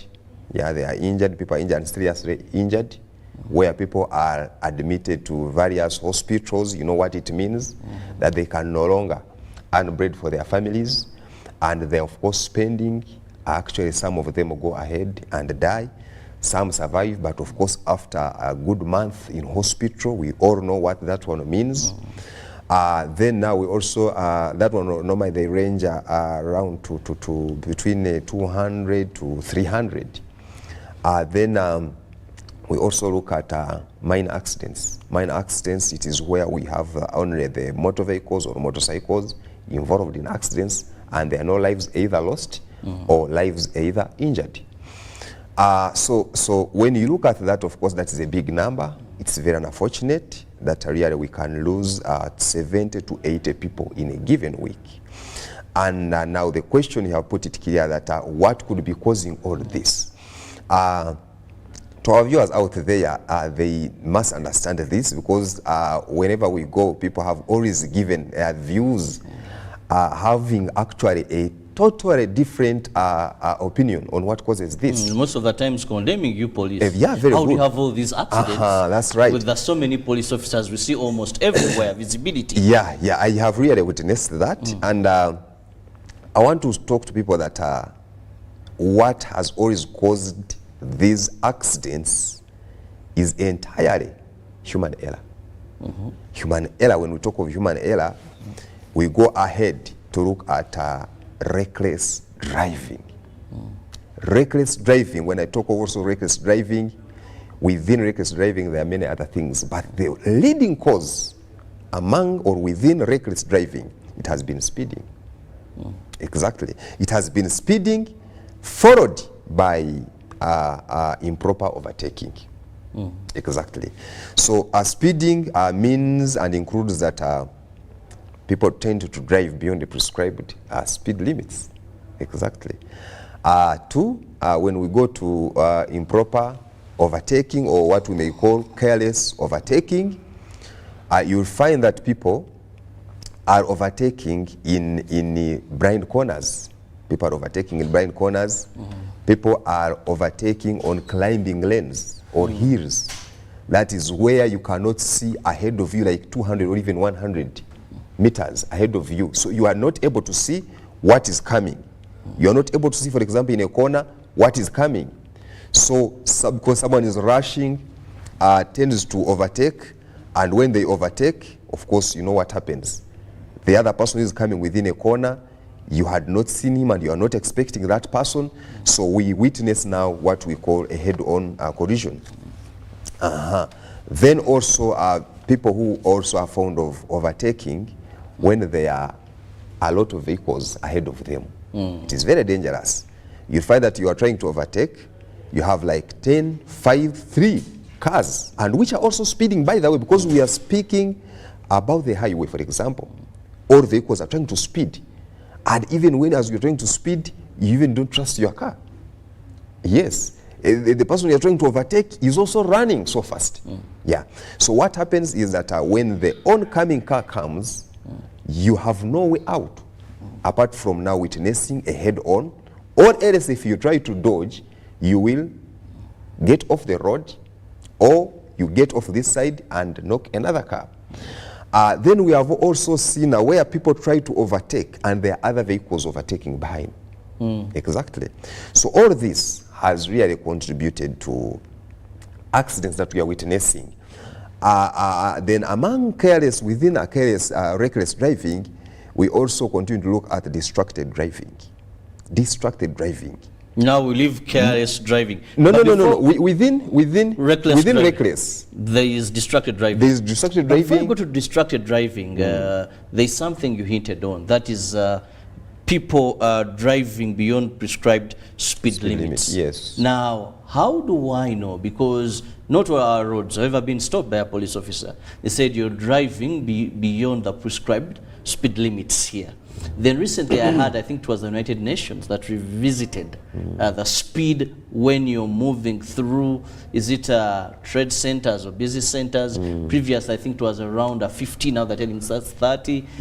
You stop me and I haven't seen any signage telling me maybe this is 80 per this. So how do I know this is prescribed even where it isn't? Or is it me just to say that now I think my speed limit has reached 100, yet I'm used to cruising 160, so I should reduce? Thank you so much, Nyonyton. That is a very good question, which actually we have always found with very many motorists or drivers on these roads. People will always ask you that I did not meet anywhere a signpost showing me that I'm supposed to drive at this stage, this type of place, I'm supposed to drive at 100 kilometers per hour, for example. But what people must understand and know is that the speed, when we look at the law concerning speed limits, the traffic and road safety speed limit regulations, it is clear, it talks of, when we look at these saloon vehicles, our vehicles that we normally drive, these small cars, they must not drive beyond 100 kilometers per hour. When it comes to highways, where the roads are not busy, and there are no centers, and there are no markets, for example, so the road is just a run-through. We are not supposed to drive beyond 100 kilometers per hour. So that is what every Ugandan must know. Exactly. And that's what the law talks about, of which we are supposed to be knowing the law concerning the roads. We have gone ahead to do sensitizations like we are doing here. We are doing a sensitization. So people must know that when you're driving a small vehicle, you must not drive beyond 100 kilometers per hour. Exactly. Then when we go to, that is tarmac roads. But when you go to gravel roads, these roads are maram roads, we are not supposed to drive beyond 80 kilometers per hour. Yeah, that's what people must know. And then you find someone on a maram road is driving 120. Exactly, because their vehicle can run through. Then when we go to built up places, we are not supposed to drive beyond 50 kilometers per hour. That's what the law requires. Exactly. And when now we go to these huge cars and also the PSV vehicles, public service, the passenger service vehicles, PSVs, the omnibuses and others. For them now, theirs changes from hours.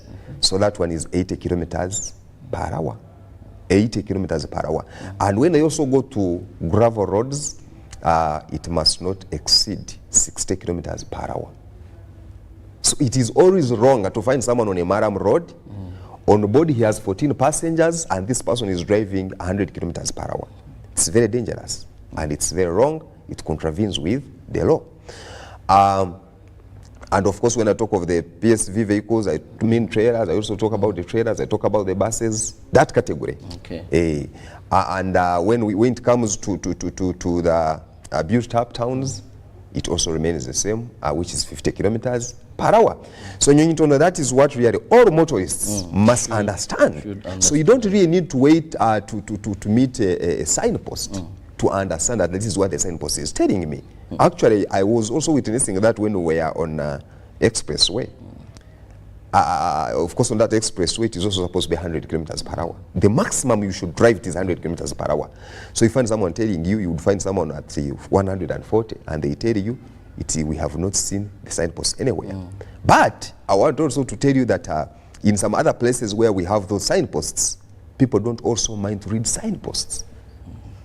Exactly. That is true of us Ugandans. As long as someone is on the steering, he minds nothing else apart from driving and reaching where they are going. And all they will tell you, we are rushing, we are hurrying, we must be somewhere at a certain point, a certain time. Now, you really wonder that people must know that when you want to rush to get to a certain place, you must also know that you may not reach because of that speed. And when we come here to discuss such matters, let's really people take these matters very important. Now, before we dive into the operations, you had talked about another cause being destructive driving. Yeah, now, what is destructive driving? Okay, yeah, destructive driving, which is also within reckless driving. This one, you'll find that people who drive and then they are speaking on phones. That is destructive driving. I want to speak to Ugandans that whenever we get to our steering in our vehicles, every part of your body must drive, and much more so your brain. It has to concentrate on driving, because on these roads, I want to tell you, my brother Nyonyitono, there are a lot of things on the roads. There are vulnerable people crossing the roads, using the same roads. There are pregnant mothers who are using the same roads, crossing, elderly, the children who are going to school. Even lunatics. Very good, even lunatics, of which you cannot guarantee that you will not meet a lunatic in the middle of the road. Exactly. So I just want you to imagine that when you are killed me, that's why lunatic. I just noticed someone half naked, confidently moving So when we are middle of the driving, road. we must be sober to that level that we can ably notice, and then we have to be to have in mind that anything can come up on the road. Exactly. So if it comes up, so when we talk of distracted driving, it means that either part of your body is distracted, especially the mind, that you cannot concentrate. So we talk of phones. And when we talk of phones, you know, the law speaks of the handheld phones, like you speak on. No, it is not enough. Even where now we have this technology where we connect Bluetooth, and then we are able to receive our phones through the steering, where we press and then we receive, and then the voice is very loud. That is also distracted driving. Because now, would you arrest me you may for not that? know. Because I will, because now that is also reckless. I would arrest you. I'm not picking basing on reckless and basing on distracted driving, because when you look at really the law puts it clearly. Under distracted driving, it is where we have those phone calls. Exactly. And like I was trying to drive a point that you may not understand the phone call you are going to receive. It could be a phone call of bad news. Yes. And now imagine you are at a speed of 100 kilometers per hour and someone is calling you to telling you something bad. What will happen? You can never remain with the same concentration. Yes. Exactly. So this is all that we are talking about. Then we also look at people who are driving as they are eating. Yeah. We don't have time. Someone has chips here, he's driving, he's speaking, he's eating. No way. You cannot concentrate on eating, on food, at the same time you concentrate on driving. It's not there. We have seen some buses crash because someone is trying to eat. We have seen. Exactly. So that is also distracted driving. So distracted driving, you can see it involves a lot of things, especially where your mind is off. And like I said, that when we are on these roads driving, every part of our body must concentrate. Include the brain is much more so, must concentrate. Some doze while driving. Some doze while driving. Then some are fatigued. So before you get to the steering to drive, how do you feel? I have seen many people, of course, check their vehicles before they start their journeys. They open to see whether the water is there in the radiator. They see whether the water can come out of the wipers and all that. They check the tires. They even go to the petrol stations and pull and fill the tires. Then they also put fuel, because without fuel the vehicle cannot move. But how often do we check our bodies? How often do we really feel that our bodies are really competent, they are okay? This morning I am very energetic, I can drive. How often? And then we must also understand that our bodies are not robots. We are human beings who get tired at some point. I want to tell you that many accidents is because of fatigue. Someone driving a motor vehicle and wants to drive all through 6 hours on the road. No, you are not a robot. You want to drive from your village in Guru, you want to come to Kampala, and then you want to drive back. All these things really have caused accidents. You can't make it. You get somewhere and doze off and get tired. So before you start a journey, check your body. How are you? How are you feeling? If you're not feeling okay and then you must travel, get a driver. Then these people also drive at night and they get tired, but then they insist. I will get there. You are risking your life. I will get there. Some people say it's better to drive at night. There is no jam. The road is fair. And actually it is more dangerous to drive at night than during the day. When you look at these lights at night, and then of course some people who can't sustain the nights because they doze off, and then others will tell you they want to use this rope and other things, and then of it all really they tear you up, and then you find yourself getting problems. And these are things that people did not do. Now, that was said, the causes of the accidents we are having on our roads and how best we can avoid them. It takes me to these 2 major operations that were launched recently. Let's begin with one that had spent a long time. Well, since COVID-19, we were not having drunken driving operations. Now you reinstated these, and over the weekend you were at least Kabaragara, Kansanga, and Ginger Road. These are the 2 posts I was able, my team on ground, to tell me, you know, your operations are interesting, that someone can give you a call and tell you, where are you? Avoid this, avoid that. And of course, the alternative roads to some of these operations. But that said, let's begin with the drunken driving operation. It is back. What are you looking out for? And actually, before I get there where you have just talked about, there's something you brought up and say that then we have intelligence. Yeah, you know, people also have intelligence. And a lot of intelligence, even I think more than some police officers, who will keep on feeding you and telling you, now the operations are staged here, so please don't come. Now they are here. Actually, that thing there is the one what is spoiling everything.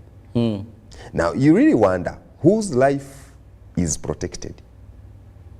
Is it a police officer's life, or it is a motorist's life who is using the road? Because I don't know it all, my brother. When you drink and drive and then you crash, who dies? You. So when you see me on the road, I am there to ensure that you are safe.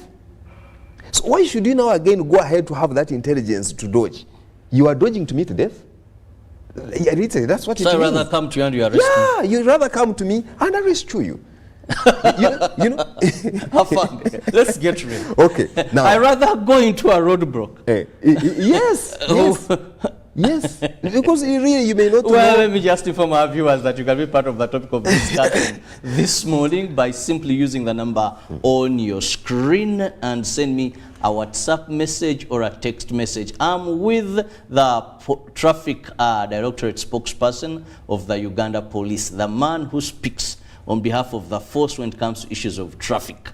So please, I will welcome all your messages regarding these two operations. Fika Salama Extra, which is happening on the Entebbe Express Highway, and the drunken driving operation that last weekend was in Kansanga, Kabalagala, and also along Jinja Road. We need your take on this. We want the people that are carrying this.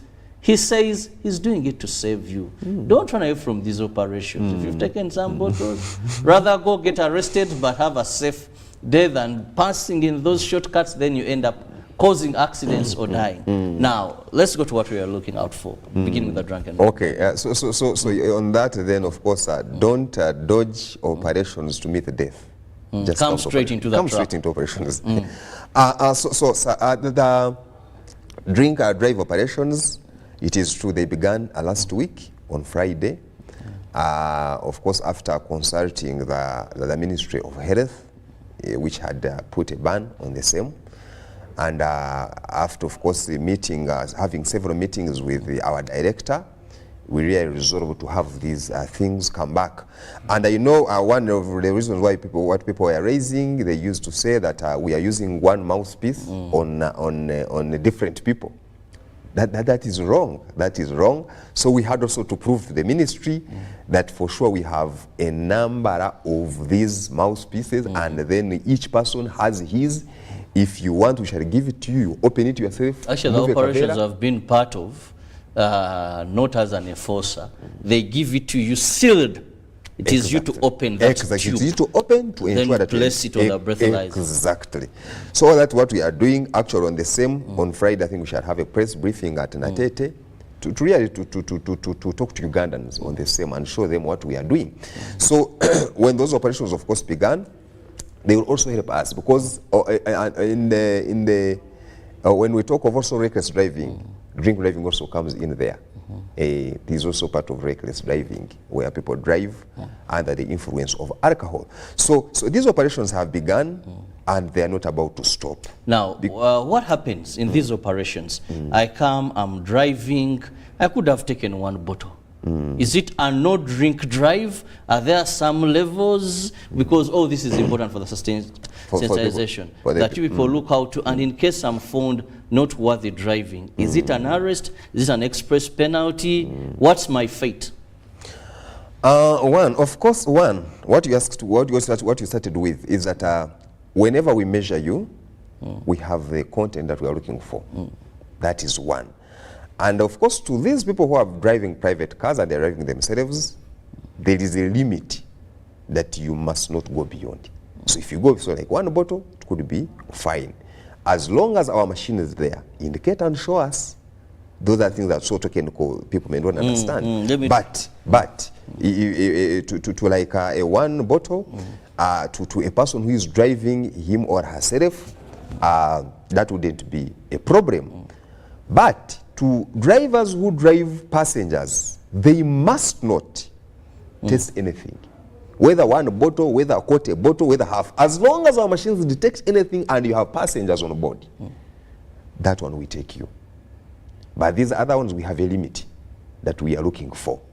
Now, as of now, whoever we get, we first of all take them to the coolers, that is inside there. We keep them up to morning until when they sober. Because at the time we arrest these people, they are not themselves. No, they have some other influence, something else that is influencing them. So you can't let them continue? Yes, even when you're talking to them, the way they are reasoning, the way they are talking, you really see that these people really are not, they're out of their mind. Exactly. So we have to first put them in the cells up to morning when they sober up. And when you meet them the following day, they are very wonderful people. Planners and very good people. So now we give them, we issue them with express penalty schemes, which our seats go up to 200,000, and they all pay. Then they take up their cars. Except a few cases where some drivers are proved to be stubborn, that we may decide to take them to courts of law. I saw one Kalagara who tried to wrestle and take off, but of course he was drunk, he couldn't manage the run. And he was arrested. He was then arrested. And they told me, this one has other issues. But the ones we arrested in the other operation, we actually got 38 of them in both stations. All those were taken to, all those were given, were arrested. Then in the morning, they are all given express penalty schemes. Now you can imagine that if in 2 stations we are able to get 38 people. Now what if, just imagine if we carried out all those operations throughout the stations, what would have happened? So people are drinking. And as they drink, they are also crashing. We are ranking well in Africa, even comes to countries that drink a lot. So Uganda, we are among the first 3 countries that take alcohol. It could be okay with you to drink, but again, when you drink and tamper with the vehicle, then that is something So if you else. drink, don't drive. Don't drive. Otherwise, if you land into this operation, and please, when you know the operation is there, according to my guest, drive direct into this operation so that you save your life. A night in the coolers may be better than you reaching home in pieces or never to get home. So don't shun going into these traps set by the officers. We know it's not a hotel, but at least it will save your life. But Ugandans, we have all forms of communication. And the 38 you arrested, I don't know, maybe their batteries had issues. But there you get very kabaragara, very well, and you end up. Now let's move to Fika Salama Extra. For drunken driving, it's very obvious, and people know if you're. But this, Moso, why did you choose Entebbe Express Highway? Because we cruise there. I'm going to the airport. I'm late. I want to fly. You know, it is a highway. I don't expect anything. I've even paid my money. Now you're coming determining speed. On a highway, you know, a very good road like that. Now, first of all, on that road, the Entebbe-Kampala Expressway, the maximum speed we must drive at is 100 kilometers per hour, all through. Because we don't expect there are centers where we are expected to drive at 50 kilometers per hour. So all the same, when you drive really all through 100 kilometers per hour, I think you are good to go. In a few minutes, you'd be able to get to the airport, because we really find there jam. And what here we are speaking is that, or what we are saying is that it is true that speed kills. You remember what we started with, my brother, that in our statistics or in our investigations, we have found out that many people, actually speed kills the majority, the numbers we are looking at. The 80 people I talked about in a given week, you'll find that speed claims a larger number compared to other causes. And we come now here to say, okay, in our Fika Salama Extra, actually, Fika Salama Extra is also targeting this season that is ending the year, because in most cases when the year is ending, we normally witness a lot of things happening. I don't exactly know what the science behind there. I don't know whether people, it's when maybe they get many vehicles and get to the roads, or they have money, they have that excitement, I don't know. But we normally witness a number of accidents as we approach Christmas or as the year is ending. So these operations are really aimed at to control some of these behaviors of the drivers on different roads. Especially, we are beginning with the expressway, but we are not stopping at the expressway. No, these operations are rolling out to other major highways in the country, but we are starting with this road. And the past time, if you have been monitoring or following, we have had a number of these accidents due to speeding occur on this road. And when these roads are not safe, of course, people will fear them, even when they are the very people who cause these accidents on these roads. I can't but they will now start fearing them and saying, one of our own in the media fraternity, Edward Muhumu's, who I think early this year succumbed to a road accident on Entebbe Expressway. But now, with this operation, Afande, yes, sir. There's something I need you to help us understand.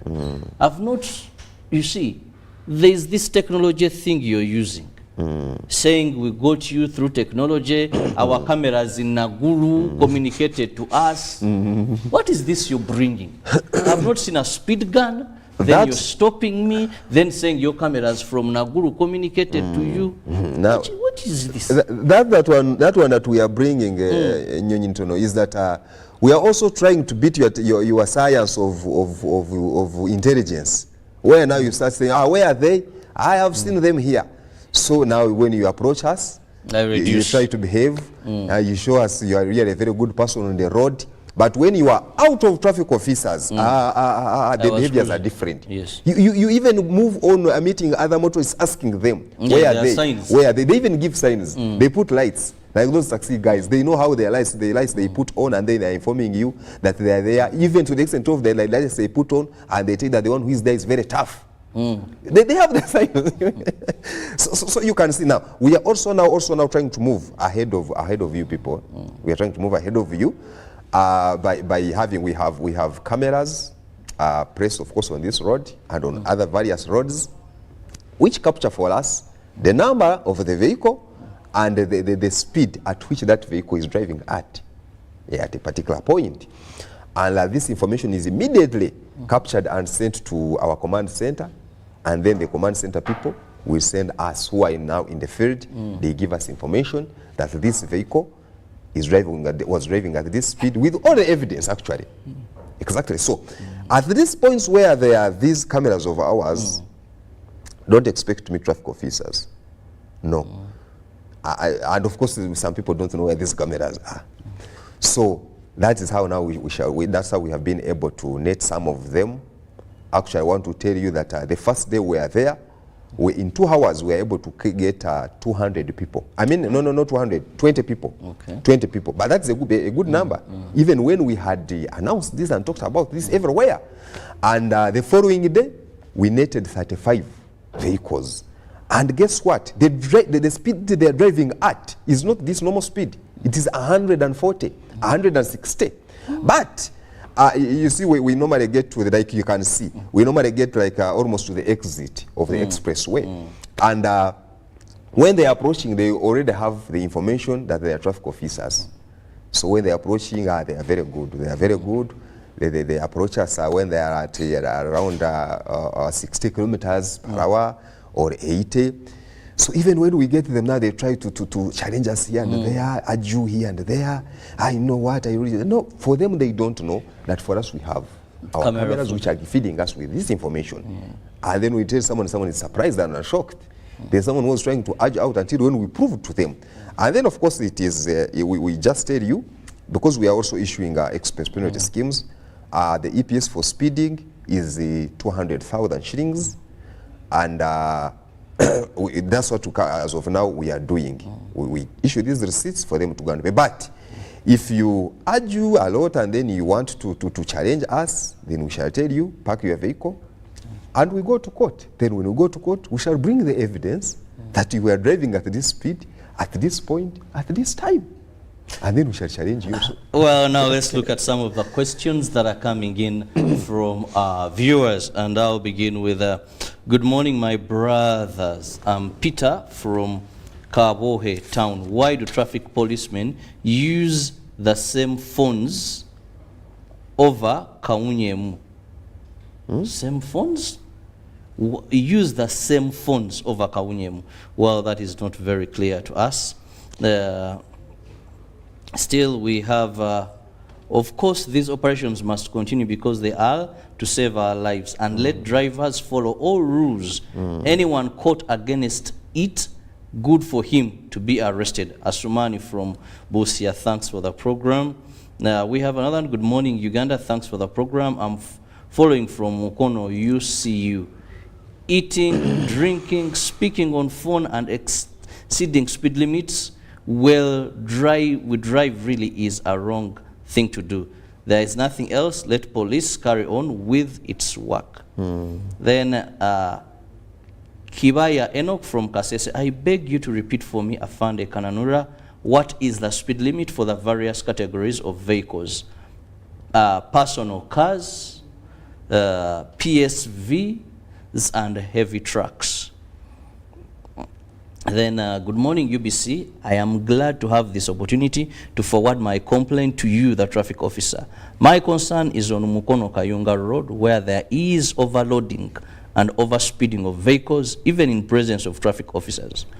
On one occasion, I witnessed where the traffic officer has given 500K to the expense of excusing passengers and speeding. Surely, how can we handle the Kayunga overloading and overspeeding? I'm Joe from Mukono.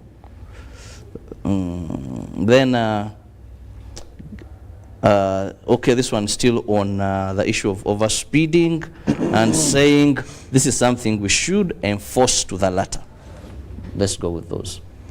Thank you so much. First and foremost, I watch. I thank those ones who have been watching, and of course, whoever is asking or is telling us something, then really is watching. Thank you.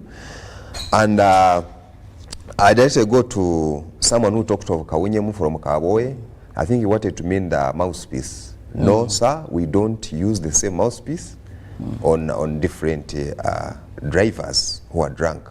We have different, like you have put it. We give you a tube. It is you to remove the cavera, and then you put, and then we test you. We throw that one and then get another one for another person. Then someone is, of course, commending these operations. I thank you so much, Asmani. If every Ugandan really can think like that, then actually I'm shocked that many Ugandans are in tandem with you. Yeah. And they're saying these operations should go. Yeah. You know, we are trying to tell the world, we are trying to tell the country that look here, accidents are real. If you could have been looking at these statistics, you know, some people are coming out to say, no, these people, I think they're just putting these statistics, they're not even there. No, they are real, these things are happening, and you don't know who may be now be a victim next time. It could be you. And we commend all those who are supporting this, and let us all support this, and let us not only support it, but let it begin with us. Because a quick one, as we wind up, there's an element of corruption that has been mentioned. It has been mentioned here, and it's what I wanted to talk about. One, we want to call upon the members of the public not to keep quiet, not to be silent on this. What are we going to do? They are asking themselves, shall we arrest police officers? Get the contacts that we normally give. Call us. We have a team of alert squad, which is basically for arresting these traffic officers who are corrupt and taking your money. But if now you are not part of it, why don't you give us this information? Exactly. Give us this information. Now imagine 500,000. How much does this person earn who is driving a taxi? 500,000, they can earn it for a whole month. And someone comes and takes it one day. So let us get that information. Jeff, let us get that information. I will give our numbers. We have the contact for the in charge of alert squad. Any part of the country you witness something, please call us, and go ahead, by the way, to get the names of these officers who are doing those things, because we are all expected to have on our uniforms, we are all expected to have our names, which are very clear. Yeah, and it is an offense for the traffic officer to be on the road without the name that is not Some clear. put on a funny jacket that is white and blue. Traffic officer don't come for a jacket for fanya fujo. They cover the name and all that. Yes, it's a habit. No. The other, okay, we have some police officers who guard our traffic officers. These ones who put on madoa. And those ones now are not supposed to carry out the activities now of traffic officers, like arresting and doing what.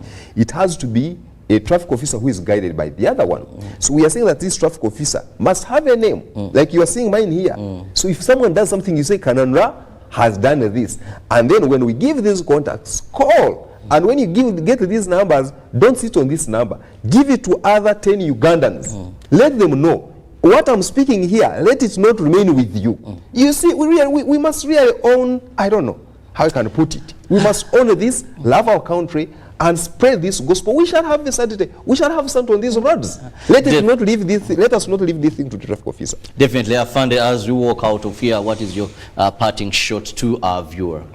I first and foremost thank you for watching and for listening in, for tuning in, and also thank you, BC, for you have always invited us here to speak to the nation about these matters.